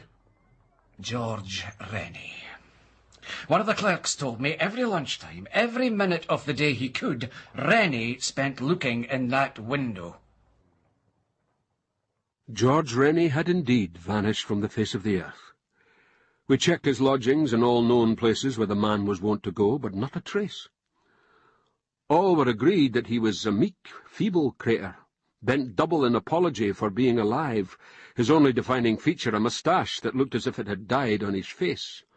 Not exactly the stuff of which embezzlers are made, but that would seem to be what he had done, and he would suffer harsh consequence. What had caused the man to change, to risk all of an admittedly miserable life, but all he had, in such an act? He would seem to be a soul of conformity, save for the predilection towards seafaries. So, back we went to the big shop. The manager remembered the lank shilpit bank clerk slavering through the glass. The whole installation of the mermaid had been overseen by Martha Steele, and no one had ever seen the sea creature arrive or depart. It had all been shrouded in mystery, but he confirmed that she was showing at the fairground. He considered his establishment to be above such window dressing, but it had been another's idea, one of the large investors in the business. He was a touch reluctant to give the name, but give it he did, eventually. Jean Brash, what are you doing here? Same as yourself, McLeavy. I doubt it. Oh, and it's the big constable. How are you, my fine man? Very well, thank you. Look at the size. And no in proportion, I'll wager. He's dying to take you round, Hannah. I am not. His treat. My lucky night. Come on, constable. I want to see Hairy Mary from Borneo. Sir! You only live the once, Mulholland. All the fun of the fair. And where shall we go, McLeavy? Oh, there's only one place for the likes of you and I, Jean.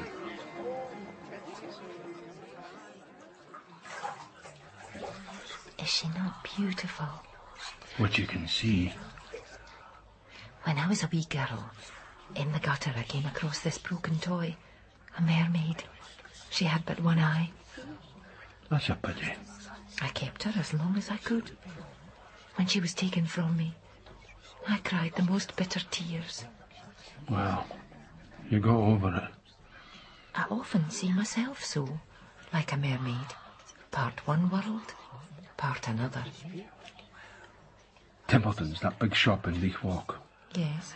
The manager tells me you put money in. He had no right to disclose. I was persuasive. You also. What? Persuaded him to put that wee creature there in his window. Why? Matty Steele is my friend. I thought some free exposure might help. No other reason? What could there be? That wee beauty behind the glass. I need to talk with her. What for? She might assist in investigation. Crime. You know the sort of thing, Jean. I know the sort of thing. Hairy Mary, my backside. There was a monkey dressed up. Women's clothes, but undoubtedly simian, sir. You'll have to get past Matty Steele. I'll do just that. Always on the case, McLeavy, eh? Never smell the roses. Oh, look. She's combing her hair. Is that not nice? It's a big comb. A lot of hair. What's she doing now? An Irish harp. For the knee. You couldn't have a big one on that rock. The siren's song. Watch your wee boat, McLeavy.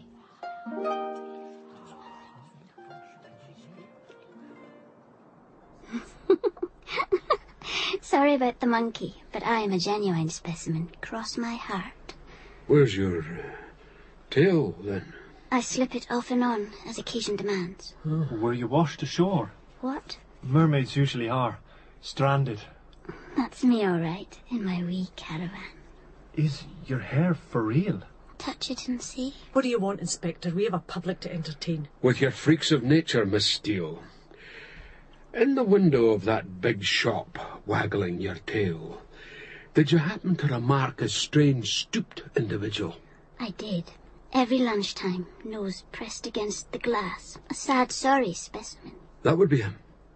George Rennie. You know that name? No. Yet you paused. I was thinking. Colette is a great thinker. Did you exchange words? How could we? He on one side and I the other. Stranded. Afterwards, perhaps, when day was done. I spoke to no one. Martha is very jealous of my privacy. Besides, he was not my type. I prefer them tall and handsome, like the constable here. Well, I wouldn't describe Mulholland so, but I suppose given what you see day to day... You mean the freaks? The grotesques? The ugly gargoyles with their hideous growths? You exploit them, Miss Steele. I make them a living. What would they do else? Walk the streets? Be spat on, sneered at, mocked and stoned? At least with me they have some dignity. Though the crowd roars at them, ma'am. Perhaps. But they also look and wonder. And they pay good money. My freaks can live. They eat well, they drink, play cards, laugh. Some of them even fall in love. I'll dance at the wedding. I could put you up there with them, Mr. McLeavy. The two of us. We wouldn't seem out of place. I'll keep it in mind.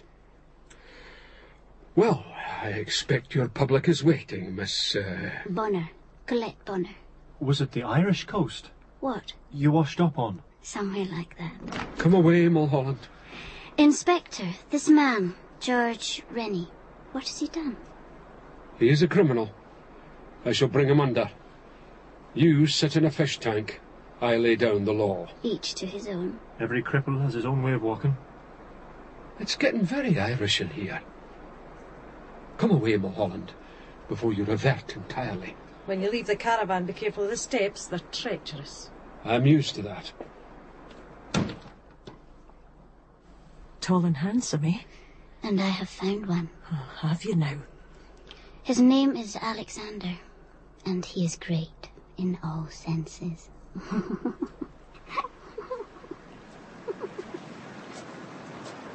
Over here, sir. I can't see a thing. Lack of night vision. Not enough carrots. Carrots be damned. You have the lantern, no? Ah! There you are. And here it is. What remains? The revenue cutter spotted him on the rocks. We managed to drag the body this far.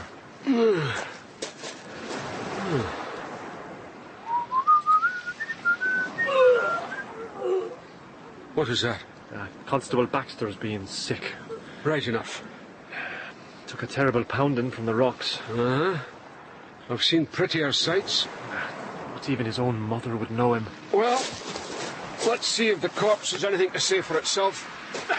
Baxter! Get a grip of yourself and bring over the sheets. A pocketbook. That's promising. Well. What is it, sir? According to this, the owner of, it would seem our skinny-malinky bank clerk, has come back to haunt us. Aye, it was George Rennie right enough. Shape and size, but... Not even his own mother. Upsetting, I know, William, but identification must be made. All that was left was wee bits of moustache. And it's him. Divine retribution. In what way, sir?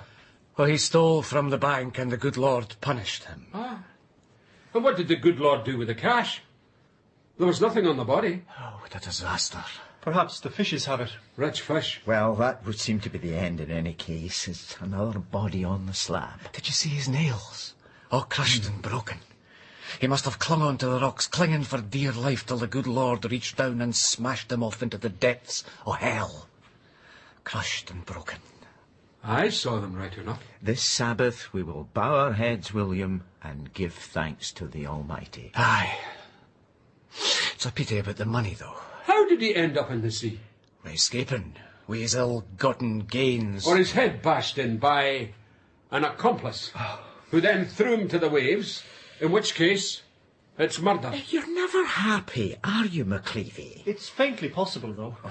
But if so, find the killer and the bank might yet be recompensed. You're not saying much, sir? I'm thinking, Mulholland. I think best when I'm on the saunter. And what are you thinking? Faintly possible. What do you mean, faintly? Balance of probability, sir. There's nothing faintly about it. The man is dead. His secrets are his own. Not while I'm alive. Wait now. That couple. Just out the tea shop. Big man, little woman, common enough. I recognise her. How could you? More veils than Salome. I know the wriggle of that fishtail anywhere. Miss Bonner! Colette Bonner, I have you in my sights. How did you... I am hidden from the world. How did you know me? A policeman's instinct. In that case, I had best reveal myself. Ah, what a pretty sight. Hair red as smoked herring. There must be a better way to put it. I was being gallant, Mulholland. What do you think, sir?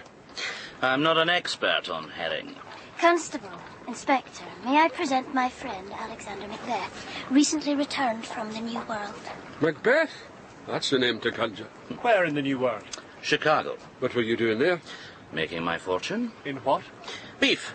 Chicago is full of Irish. They're no match for the Scots. I don't see why not. He is teasing you, Constable. I assume that you hide from the fear of being discovered. What? From your public. Indeed. And if you will excuse me... A word before you take the veil. Your friend, George Rennie. We have found him. Really? On the shore. Head bashed in. Face a mask of blood. Skinned like a rabbit. What a sight. I'm sorry to hear it. How long are you going to be in our fair city, sir? Well, that depends. On what? Events. A mask of blood. Dreadful. But as I said, I hardly knew the fellow. And even a mermaid cannot be held responsible for every drowned man. Who said he was drowned? Well, you mentioned the shore, I assumed. You assumed correct. Oh, you'd make a fine detective. Thank you. We must go, my dear. We must indeed. There, now I am myself again. I like you in the open, ma'am. Circumstances dictate otherwise, Constable. Goodbye, gentlemen. A most stimulating conversation. Till we meet again, Mr. Macbeth. Till we meet again. He's a smooth one, all right. Very smooth. He shaves close. What? Never mind. I don't like him. Now, Mulholland, you must not let personal feelings distract investigative instincts. And what about your instincts, sir? They tell me there might be more to Mr. Macbeth than meets the eye. What shall we do now? We shall part company and meet later this night. Where are you going? I am going to break the rule of a lifetime and buy a drink for other folk.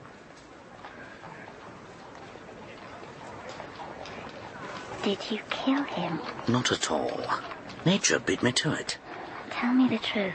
I merely took advantage of a situation. You should be proud of me. What you did was no reason for pride. He didn't feel a thing. So you say.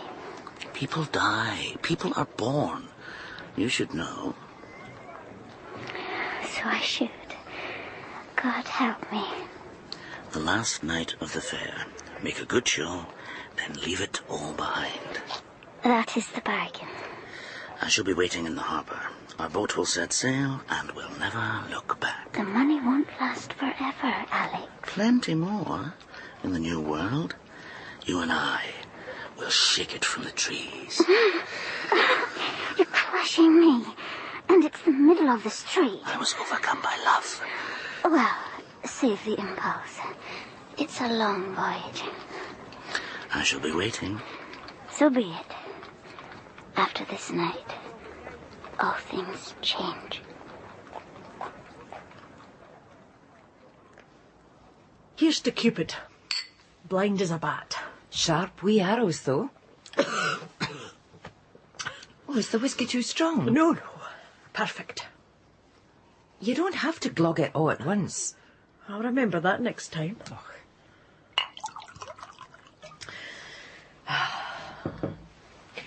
Nice garden. Nice bedroom. Thank God for sinful men. What is it? I was just brought to mind the time your father was otherwise engaged and you hid his trousers in the soiled laundry basket. I thought it was funny. I don't think he did. No, but if I'd been a boy, you'd have laughed. Time to open shop, mistress. Same here. My freaks await. Give my regards to Harry Mary. I like the India rubber man, though. Bendy. Who knows what he could get up to? Hannah, you're a woman of the world. That's myself, all right. You can tell me. Love, how deep does it go?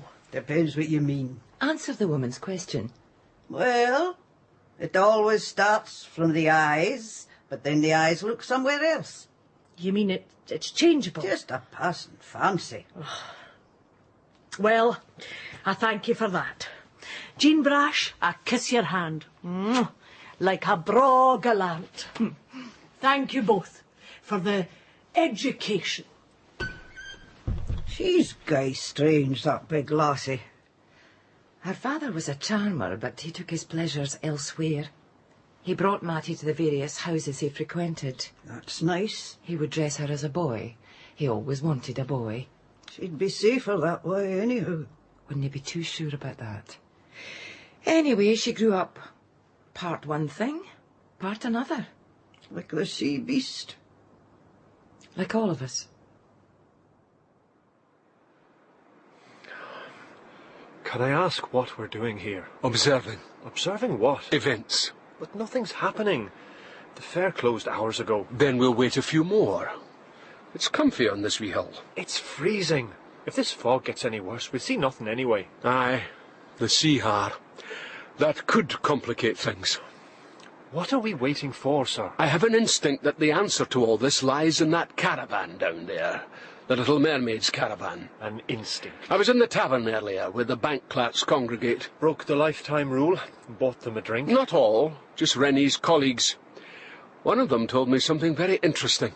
Such as? Such as has brought me here. I don't suppose you could break the other rule of a lifetime and tell me what is on your mind. That would be too much to ask. Wait. A figure there. Can you see? Could be Colette. Big bag she carries. A travelling bag, perhaps. There's one more, look, at the back, dogging her footsteps. Tall enough. Could be Macbeth. We'll follow also. Let us join the dance, Mulholland. Where are you, sir? Over here. Damnation. What? Just put my foot in a bucket of water. At least I hope it's water. This damn fog. Oh, the caravans and such. It's like a labyrinth. And we are lost within it. Minnie McGrath, what was that? From the window over there. Go look and see. Stand on the wheel. Well? It's the monkey. Hairy Mary. What? Does she have a caravan all to herself? Come down from there. I'm going mad. Like when I was a wee boy and got misplaced. We have lost our quarry and found a monkey. Madness! Madness! Don't panic. I'm not a panic. From a ship only, in the harbour. Foghorn. The harbour? Come on, Mulholland. It's worth a try.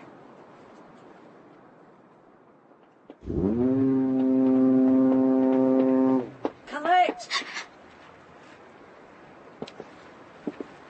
You didn't say goodbye. I don't like goodbyes. Oh, so you just leave? I do indeed. You think so little of me. I didn't ask you to form an affection. You did that all by yourself. Now you must deal with it all by yourself. I'll deal with it. You're a decent sort. More's a pity. I've rarely been described so. The way to your heart is simple. Mine is all twists and turns. Can I carry your bag? I'll manage, thank you. I cannot entreat. It would do no good. Then we must say goodbye. You may not like it, but it's all I have left. Come close. I am a mermaid who has been washed ashore. I must return home, and you must let me go. Then go.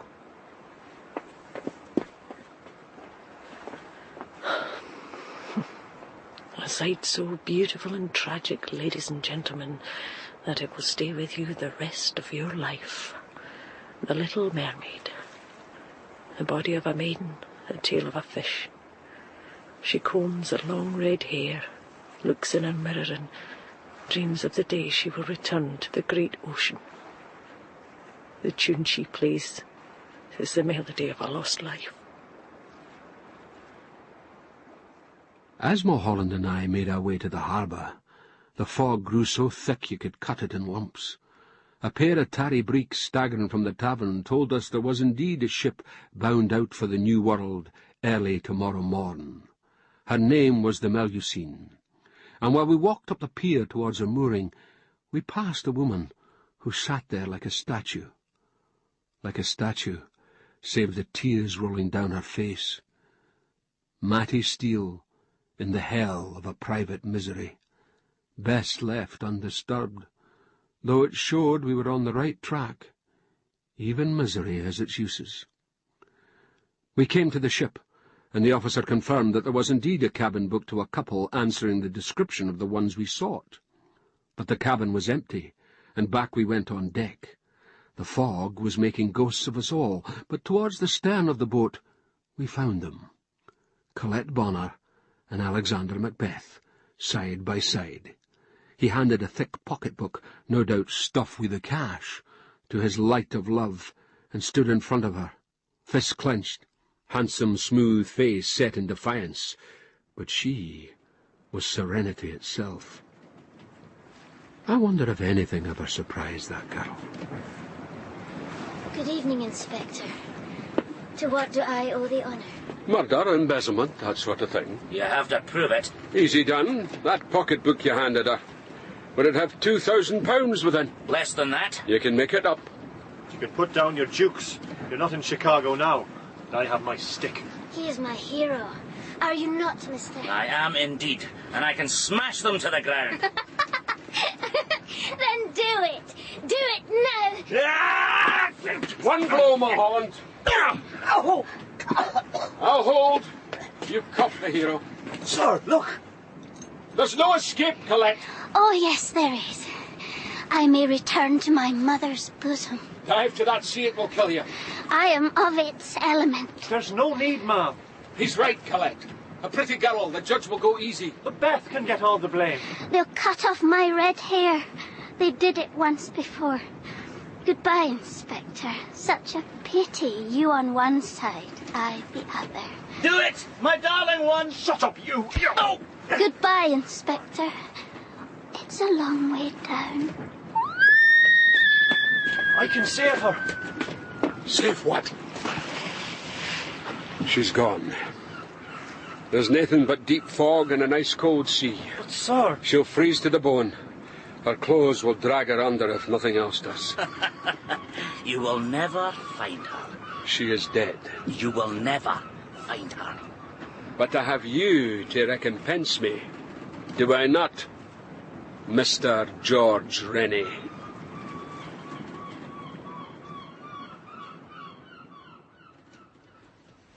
And how was your night in the cell, sir? I had fleas for company. Good. So, Inspector, you found me out. I had suspicions. You might have shared them. They weren't much. The nails of the corpse were black and battered, but the ends of the fingers seemed broadened, calloused. Those of a working man. To follow that, the eyes... You did a good job on them, but... Nature did the job. The sea had washed them near out, but the remnant was brown. I checked with your fellows in the tavern. George Rennie's eyes, like yours, Mr. Macbeth, were slate grey. And another thing, they told me, meek he may have been, but Rennie was a great mimic. He could take off any voice. Is that all you could garner? Then there was the matter of your own skin. My goodness. Down to the bone, eh? I noted that the area above your mouth was a wee bit different from the rest. Pinky. He shaves close, you say? A colour such as you would get if you removed the moustache that had been there for many years. Still not much. Enough to get us to that hill. And all else followed. You were plain lucky. Just plain luck. Good for you, bad for me. So, how did it all come about, Mr. Rennie? George Rennie merely rented this body. I own it. You will address me by my proper name. The name I chose for myself. Very well. Alexander, how did it all come about? She changed me. In what way? Every day I was there. Every night at the fair, such devotion intrigued her. We walked by the sea. Then, one night, it all changed. I would never be the same. How come? Let us say, she shot a spark into my soul. Witchcraft? Passion. She created it. In me. And for that, I will be eternally grateful. So you went embezzling? It was our only hope. To escape. So you straightened up, brushed your hair, shaved your face, bought fine clothes, found a new voice, and walked out proudly. Unfortunately, you broke the law first. The law? I live by it. There is also the small concern of the dead man on the shore. A gift from God. What? Every night I waited for her. I walked by the sea. I found him, lying there, a vagrant, drunk and fell in the water. The shape and size of me, even to the moustache. A gift from God. I walked into the waves, soaked to my clothes, everything, then changed with him. I shivered in the cold, put my pocketbook to his body, and then he was dead, you see? Far gone, dead. Nature did the job, but I had to finish him off. Make him so that he looked like nothing. So I picked up a rock and... Smashed it down. It was necessary to escape. You're sure you did not give nature more than a helping hand? Pick the man out, follow him, kill, and then do the rest? No, I could not, of course, do such a thing. thought you would be proud of me. You must believe me. The judge is the person to whom you might address that plea. I thought you would be proud of me. Now I have lost her. Oh, the body will turn up. Eventually. You will never find her. I am all alone. You've always got George Rennie. I cannot go back to him. That creature. He is you, sir. Never. But he waits inside me. I can hear him. Waiting. Yes, Mr. Telfer. No, Mr. Telfer. I'm so sorry, Mr. Telfer. It's all the fault of that wicked woman.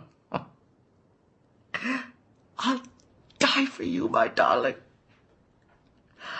I'll die for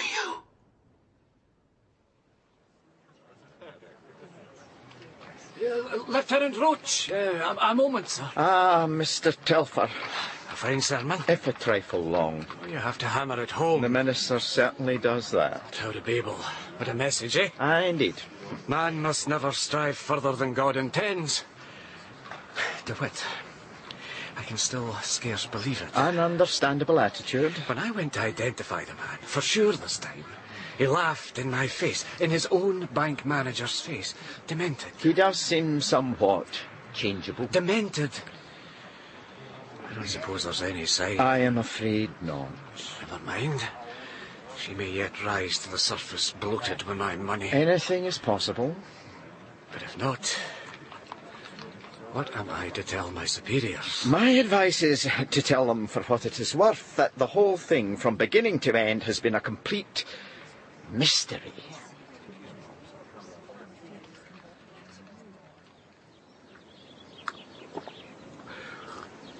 So, the fair has left town. And Matty's broken heart will mend. She will find another mermaid. No doubt, but George Rennie's a different proposition. Do you think he did kill the other? Oh, who knows? It might well have been an accident. The courts will decide. Good coffee. All the way from Guadeloupe? I wonder if the little mermaid is floating with the fishes. She may be on dry land. They searched most of the night and all next day. No one could survive that sea. You never can tell. I can. Mistress, the man's here about the goldfish pool. I'll be up directly, Hannah. Goldfish pool? Uh-huh. In honour of recent events, I thought I'd have an ornamental pool put into the garden with big fat fish.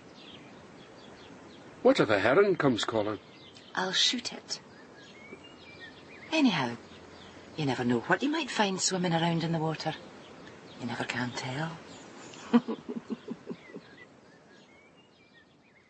The mysterious ocean.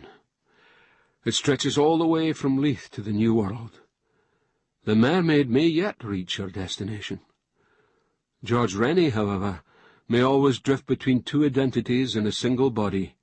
The one he detests, the other racked and tortured by his thoughts of a lost love. Never mind. The Perth Penitentiary has a cure for all known ailments. I came across a poem by James Hogg, a good man in a crisis, entitled The Mermaid. This wee stanza tickled my fancy. O passions deadlier than the grave, ah, human things undoing, the maiden of the mountain wave has lured me to my ruin.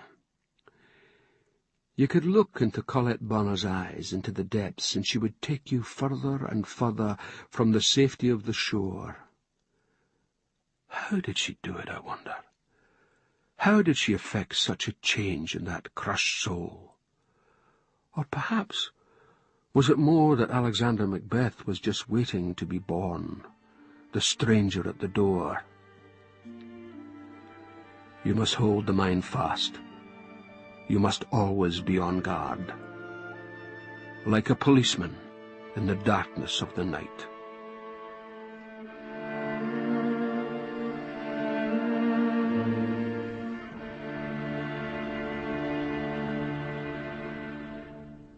Colette Bonner was played by Shirley Henderson, George Rennie by Stephen McNichol, Jean Brash by Siobhan Redmond, Constable Mulholland by Michael Percival Maxwell, Lieutenant Roach by David Ashton, Matty Steele by Wendy Seeger, Hannah by Colette O'Neill, and William Telfer by Simon Tate.